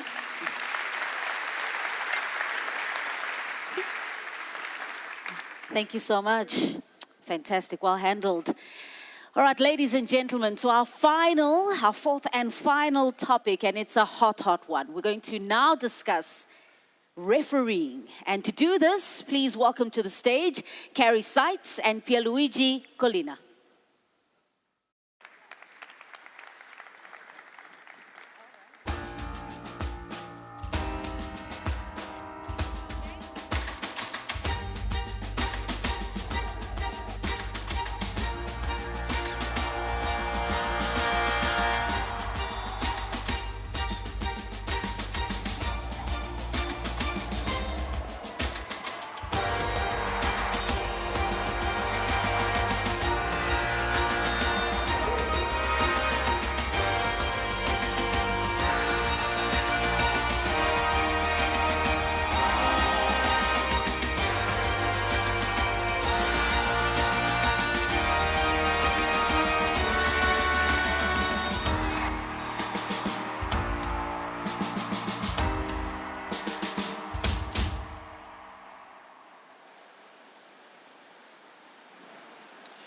So good evening. It's going to be a long day, but I'm sure refereeing is a topic that will keep you alive. As the FIFA president Gianni Infantino said this morning, the FIFA goal for the Women's World Cup in France last summer was to have the best World Cup ever. And to achieve such an important goal, it is important that every part involved in the competition give its contribution. So we felt the commitment to deliver the best standard of refereeing in France, and to do that, already in 2016, we started with the project Road to France, which was a preparation program to get our match officials ready for the kickoff of the competition.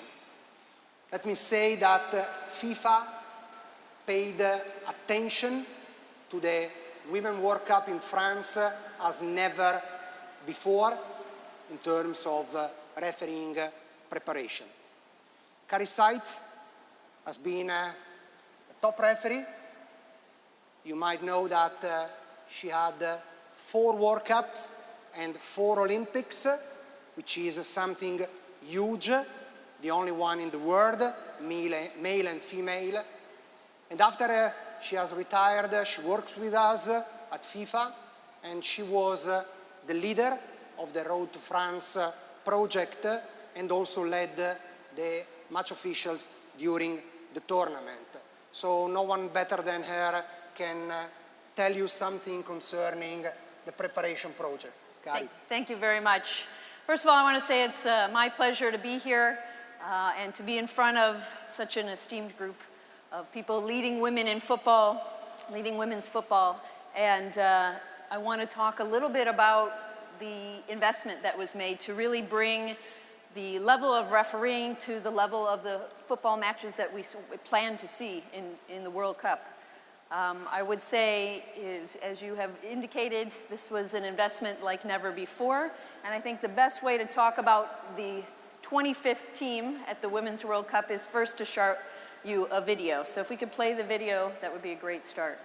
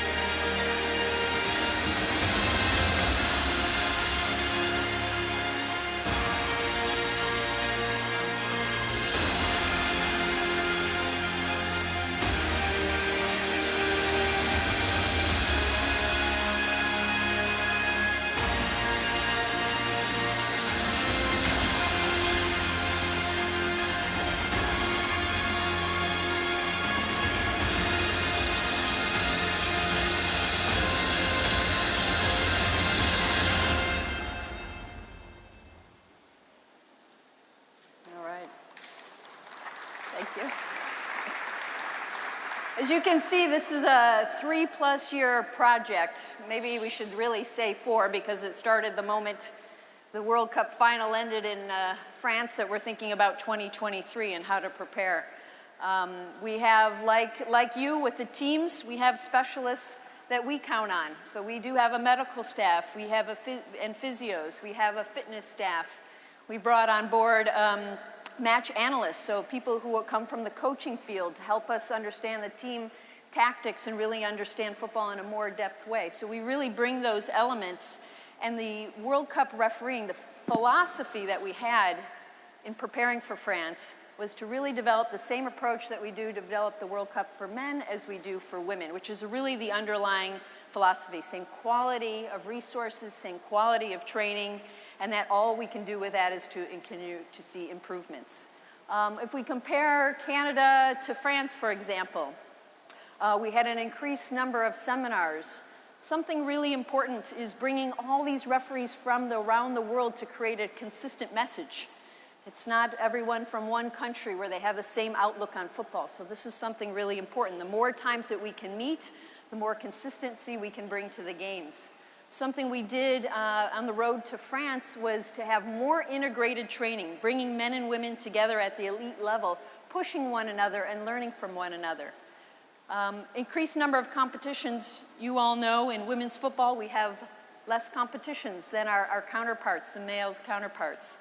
And so we came with a proposal and were able to bring 7 women to the Under-17 Men's World Cup in India, giving them, again, more opportunities to train and prepare. We improved our professional approach to fitness. Actually, I would say this is an area where we invested more maybe than we did even on the men's side in an effort to really bring the level of fitness up. And I think all of you watching the matches would say you never saw any referee who was not at the top of their game from a fitness standpoint. We had, in fact, of course, all of them met our very high fitness standards for women referees, but over 85% passed also the men's standards for achieving the matches and the tests that we give, which is speed, endurance, agility, very high standard, and we saw the level of these women's fitness improve greatly with this really emphasized approach. And last, we know that we asked a lot of these referees, their time, their effort, less than 5% of them do this as a full-time job. And so we decided that, in fact, we would also compensate them in the same way to make this a more professional approach. What we expect from them, we wanted to give back and give back to the game. And just a couple more really specific numbers to give you some perspective, as well as the video. Each referee, over the course of this 4-year period, 3+ year period, had at least 3 FIFA competitions that they officiated in. Imagine we have them for 30 days plus a pre-competition seminar, so we're getting 40 days with them. They refereed more than 70 matches that we monitored with close cooperation with the countries that they came from, at least 5 seminars, and more than 50 hours of practical training. And what practical training is on the field, we bring players and we replicate matches. The situations we see in the matches, we replicate, and then we have the referees go through again and again and again so that we can improve their technical abilities on the field. So really a lot of time spent, and really it was the fundamental idea of making sure that they're getting the best quality support from FIFA. So next slide. And on top of this kind of preparation, we decided to implement VAR at the Women's World Cup. Let me give you some backgrounds about the decision-making process. The first time I spoke of VAR and the Women's World Cup was in a van together with Sarai, you remember, in Manama, around the Congress, the FIFA Congress, April 2017. At that time, Sarai can say that, can confirm that, I was very doubtful, because at that time we were experiencing the preparation of men VAR, Confederation Cup, in order to get VAR at the Men World Cup in Russia. And it was very difficult, it was very challenging. So at that time, I told Sarai, I see it a bit complicated. But then we had Confederation Cup, we had a very successful World Cup in Russia, and even more, we had 1.5 years working on this, and learning how to teach our match officials. 1.5 years later, we got this experience, because you have not to forget that VAR seems that is existing since ever, but the first time I heard or I spoke of it was fall 2014. So in 5 years, we went from scratch to this standard.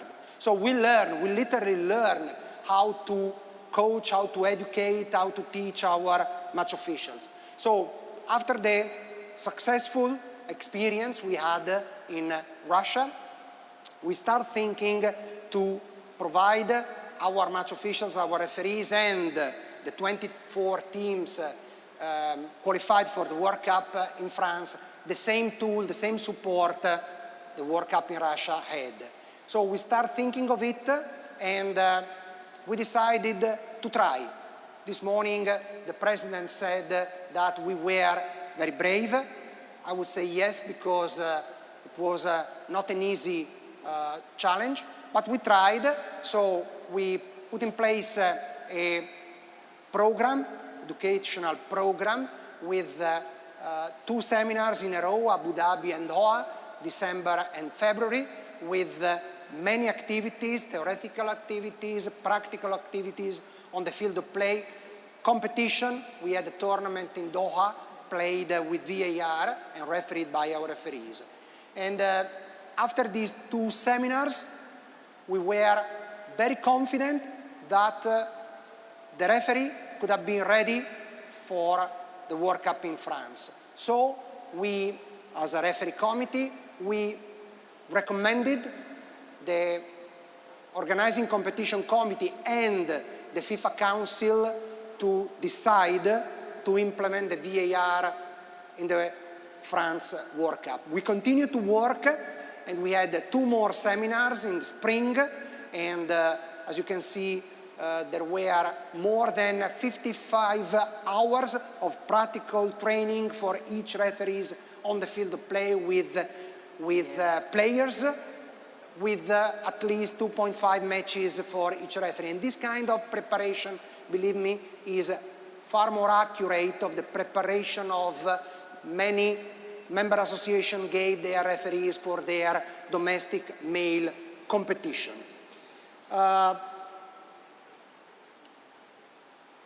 The use of VAR in France was positive, was successful. We had more intervention than in Russia. It's true. The number was 1 intervention each 1.58 matches, but between Russia and France there was 1 year. And probably what was done in Russia was different from what was done in summer 2019, not only in the Women's World Cup in France, but also in other competitions played in the same time, because we had almost the same number of intervention in other competitions, like the FIFA World Cup Under-20 in Poland, and in Copa America, same time, we had even more, 1 intervention almost every game.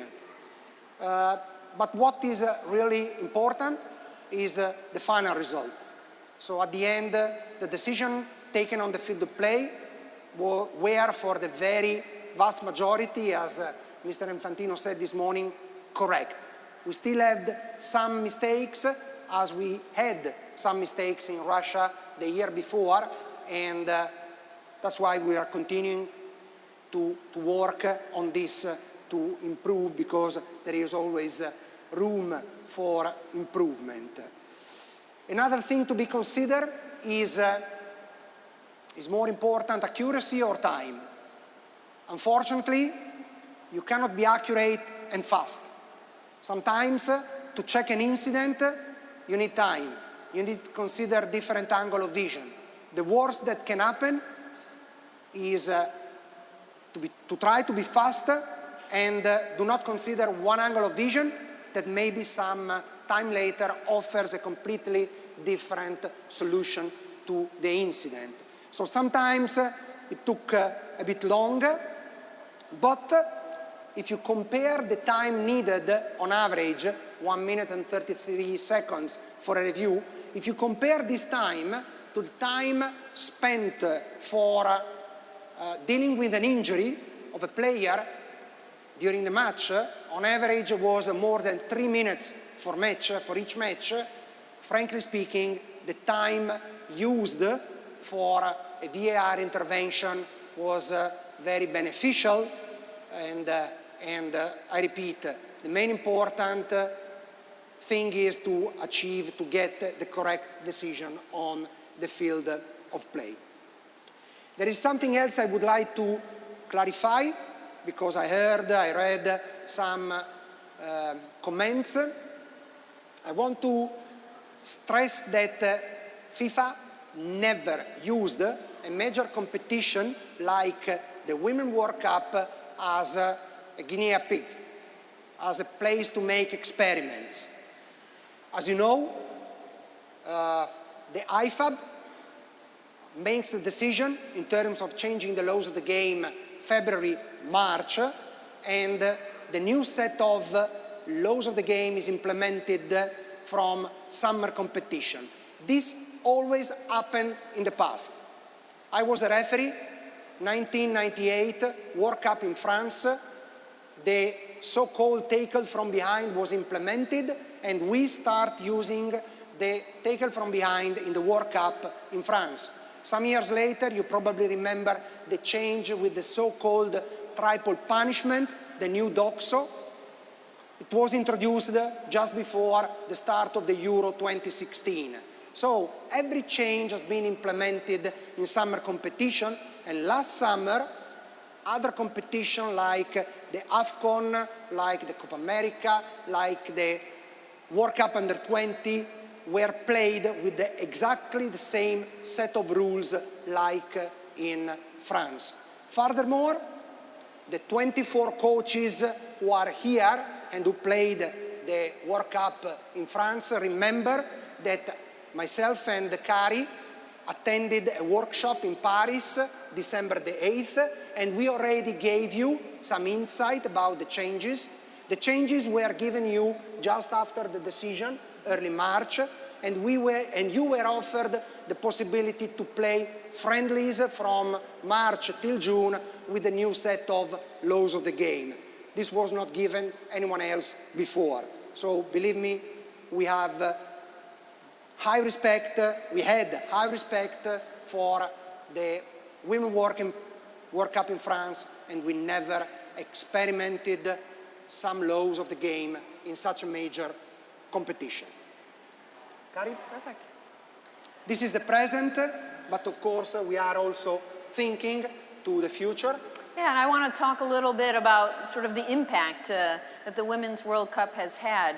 If we look at the next slide, we can see a little bit of discussion about the fact that not only has it impacted the players, and we see where women's football is going, but from an opportunity, we're seeing an improved future for women refereeing. Many countries are now realizing that women referees could be a priority. We're seeing more courses being requested, which is something all of you can do, request a women's referee course in your country. We are getting questions and consultation. How do we develop a pathway, like you were talking about with players? The next point I think is really important is this is really now creating more opportunities to have women officiating also in men's matches. Some of you may have seen recently, we have referees who have been in Bundesliga for a few years, in Uruguay, but more recently in Japan, in France, in Brazil, and also now in the A-League in Australia, we're seeing women in top-flight men's matches, which is the next bullet point on the slide. We also have seen, some of you may have seen the match recently, the Super Cup. We had a trio of women referee Chelsea versus Liverpool. And in this match, we had the 3 referees who refereed the Women's World Cup final. Really amazing opportunity for them, and they did a fantastic job. No question, no doubt from us, of course they would. What this has done is this was created, in some ways, a little bit of pressure on countries. Why haven't we given opportunities to the women match officials? In some cases, appropriately so. Is there chances that they haven't received and given opportunities that should be made available to them? Women only really want to be based on quality. They want to be able to officiate men's and women's matches to both just solely based on what is their ability. So we're really seeing the impact of the Women's World Cup is that we're breaking down barriers in top men's flight football, which is really important to show that women referees are leaders in football and not just, and benefit from the game overall. And the next slide, I really want to talk about the future. What does this mean? So we've got a few things. We recognize our job as FIFA refereeing is to bring a top quality product on the field to match or exceed the play on the field. But we know that there is often a big gap between the football at home and the football we see at the Women's World Cup. And how do we prepare the referees if they're only doing local women's leagues and the gap between the international match is so high? And this is where some men's football really plays a big part in helping develop, create new challenges, pushing them so that when they get on the field, wherever it's going to be played in 2023, they're ready to go. We also really see that an opportunity for the people in this room, you can help us a little bit, help yourself, from the standpoint that we recognize that players are an excellent source for us to create next level referees. One of the things that we can do is we can teach running, we can teach the laws of the game, but really football understanding is something that is best learned and often from people who have played the game. And we have had referees successfully transfer who are national team players. We had a gal from Romania, one from Russia, who I happened to referee myself, and then she was here at the Women's World Cup in 2019. We have one referee who's from PRK who refereed in 2 Women's World Cups and played in 2 Women's World Cups. So it is possible. It's a way to keep women in the game that still want to be on the field. And I urge you to work with your countries to figure out how to make this a possible path. Refereeing, coaching, of course, but refereeing can be a path for top-level players, medium-level players, beginning-level players. We'll take them all, and we're ready to help develop more women in football, more leaders of women. And then last is your voice. Your voice can be really powerful to make sure that women in your countries get the opportunity to referee. Although none of you, I think, are technically responsible for refereeing, it only benefits you and your games if you have good officials. So we really look forward to the opportunity to speak to you, to ask you, to implore you to help us with this so that we can build women's football all in every angle. And I just want to make really one last comment, and if you have some points to close, but really to say on the next slide, where that at FIFA, we wanted to show the commitment. You can see the amount of commitment is made to really invest in the quality of these referees. And we're also committed to quality, driving change, that we can see more women in football across all kinds of roles. And we see a value to that, and I hope you do too. And thank you for your time. And we'll leave it for that. We have 3 seconds before the final whistle. Yeah. Can we use it for one question? One question is allowed. Who is the winner? Montenegro to me.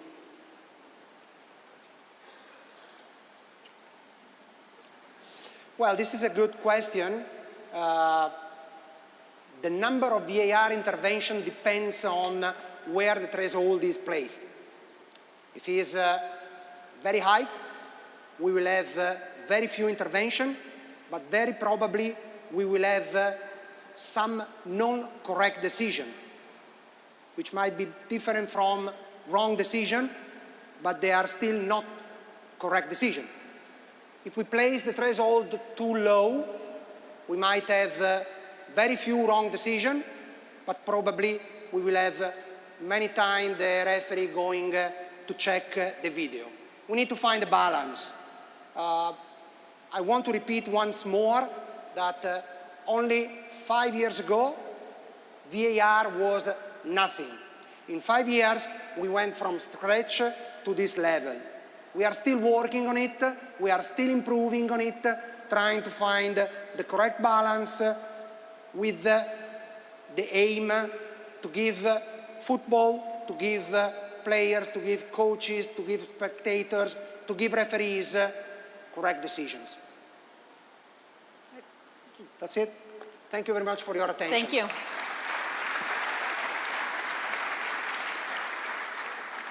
Thank you so much. Yeah, thank you. Thanks, Kerry. Thank you so much, Kerry and Pierluigi, just taking us through the evolution of refereeing in the women's game. And Kerry, I really liked it when you spoke about the opportunities as well when it comes to this sector in the game. Ladies and gentlemen, I'm sure you all agree that it's been such an insightful day, very packed, but with some wonderful, wonderful information. We spoke about the tremendous success of the FIFA Women's World Cup, and now that seems less of an enigma when you actually consider so much that has gone into making it so. Well, what have been some of the key learnings from today's program? Let's discuss that now, and we'll do that via a very respected figurehead in the women's game, Pia Sundhage.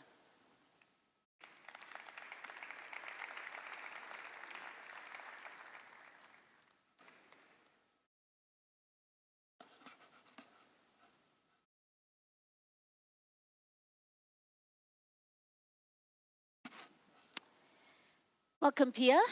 Thank you. I know you've enjoyed the program and the day as a whole, right? Mm-hmm.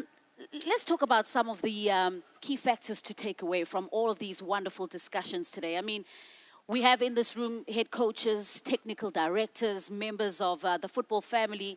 How important is this, a technical conference for the future development of the women's game? I'll be taking notes, and I'll bring them back to Brazil. Because I've listened to smart people. They've been around one of the best World Cups ever. And for me, it's easy to be both thankful and thoughtful, because back in the good old days, 91, April Hendricks, she went back to US with the gold medal. I went back with the bronze medal. But to be honest, I don't think many people in Sweden, they really cared like they did this year when they came back with the bronze medal. So things are happening. And I really appreciate the fact that the FIFA president is standing here saying, and I quote, "Something is happening," end of quote. And saying that in front of 150 countries. I think that is important. It's both the words, but also who said it. So I would take that back to Brazil, and all these good things have been said. I think we can use some of it in my new country. Yeah, I mean, we look back at it. Started on the 7th of June up until the 7th of July. This was 31 days of football that broke so many records. I mean, we all had expectations and we were hoping to see something coming out of it, but I think it really exceeded our expectations. You looked at the outstanding performances, goalkeeping being a standout area, and it was a very attack-oriented tournament at the same time. What are your reflections when it comes to this Women's World Cup? Well, after every World Cup or Olympics, we said it's faster. And it was faster, and it will become even faster, the game, the speed of play, receiving the ball, the first touch, whatever. It's more technical, it's more tactical, it's faster. I'm really happy about it was very competitive. And that makes it even more impressive that Jill Ellis with USA, they win again, because it's really tight. I have to mention the game French-Brazil. I've seen that game a couple of times now, and it was such a small, between winning and losing. Yeah. But also, Sweden plays against Germany. I was able to beat Germany, but our new coach, Peter Gerhardsson, he was smart enough with a team spirit to beat Germany. That was also huge. Close games, I think all the teams played fairly well.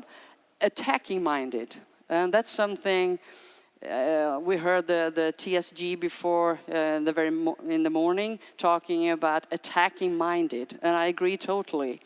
Counterattacks and regain the ball. That means you need to work hard together and you need to be quick and fast. not only with your feet, but also up here. So reading the game has improved tremendously, I think. And it's been very, very exciting. When you talk about it getting faster as well, does that mean that for those developing nations, there's more pressure to also fast-track their development? Oh, absolutely. You know, all the teams, they have a chance to win. That it's, I got the question very often in Sweden, so who's going to win the World Cup? And I started to count, like 10, 12 teams. And I was right. And I'm happy about that, and because of all the tight games.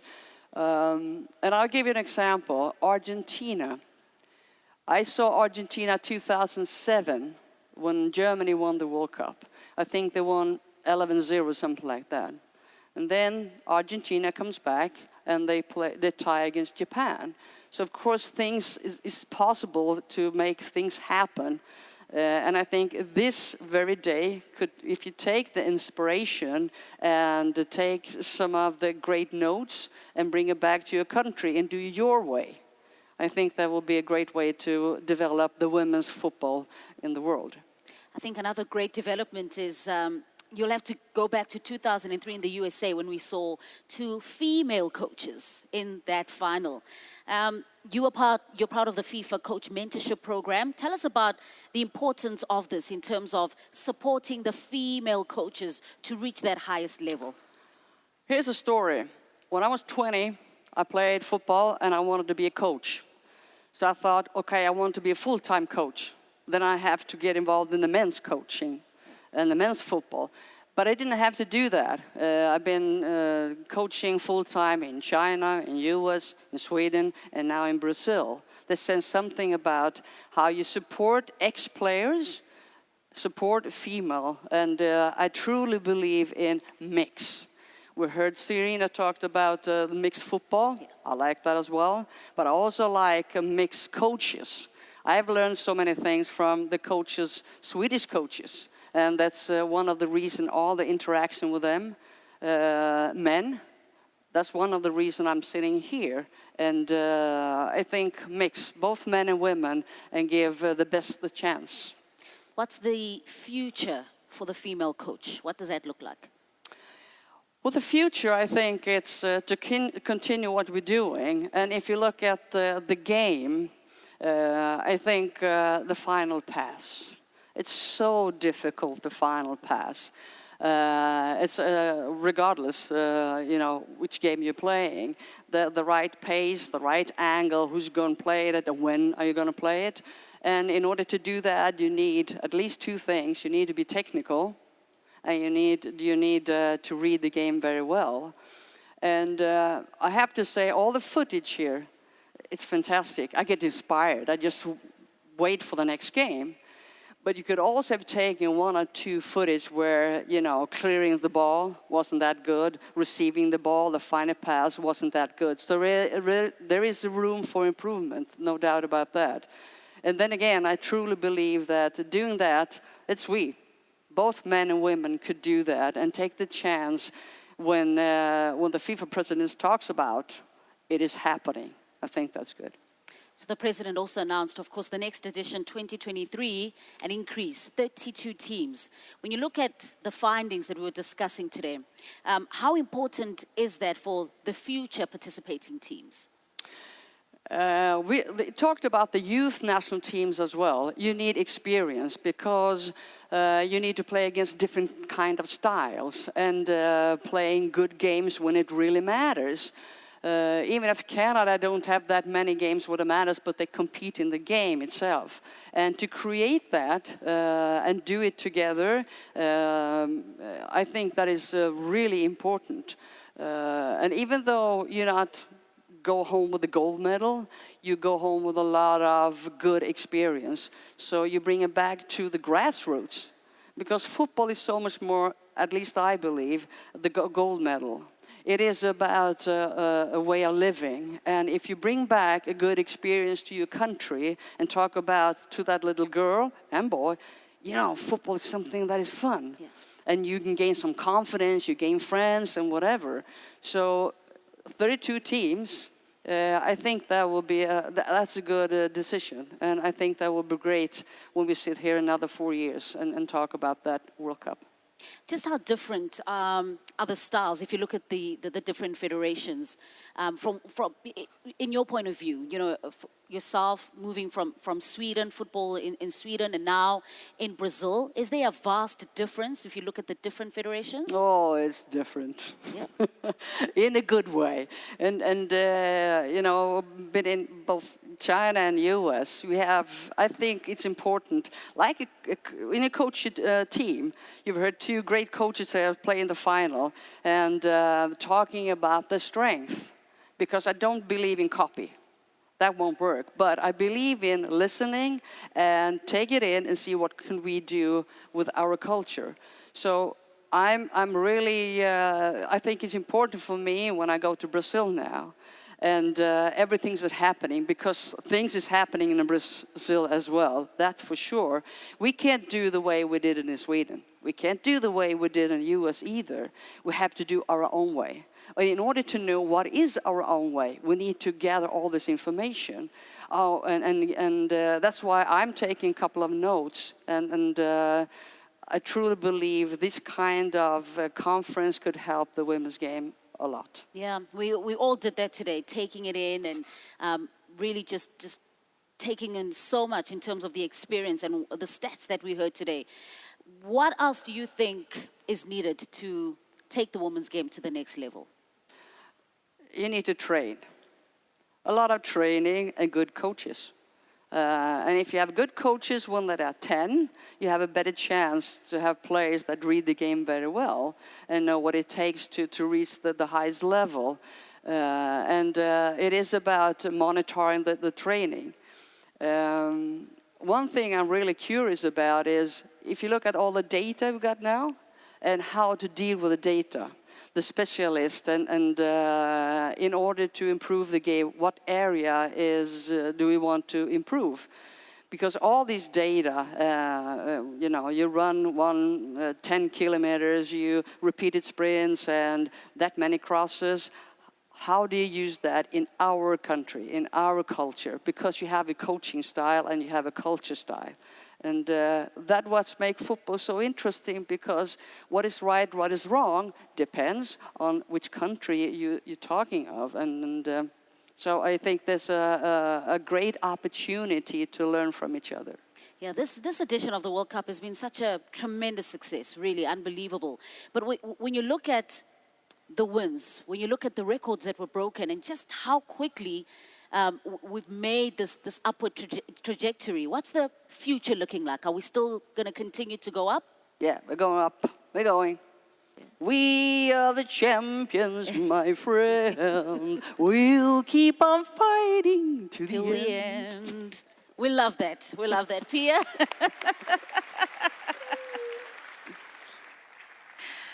Thank you so much. Thank you. For, you know, giving us your final words as well, and what it is that we need to take from what really has been a fantastic day. Honored to have you with us. Thank you. Thank you. Another round of applause, ladies and gentlemen. Thank you. I love it. She's multi-talented. Did that well. Sing well. Well, we've reached the end of the formalities. I know. You wanted it to keep on going, keep on continuing. I want to thank each and every single one of you for playing such an important part and a great role in the women's game as a whole, for your interaction as well. Please let me remind you that can you leave your iPads exactly where you found them when you arrived? And what you can do is also put your translation devices on those iPads. So I know that each federation was given an iPad. We'll make sure to collect them once you've left this particular venue.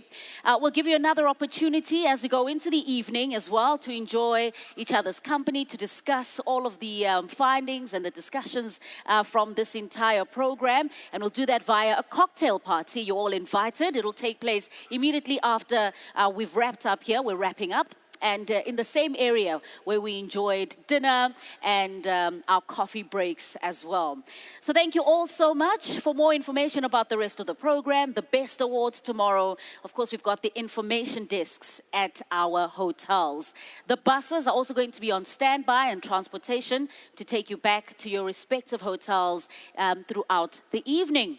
It's been such a great honor, ladies and gentlemen. Let's continue to play our part and work hard in taking this game to the next level. Thank you all so much for being a part of it. And as I bid you adieu, I think this visual presentation is what it is that we want to leave you with as a final parting shot after such an amazing event. Thank you and goodbye. Take a look.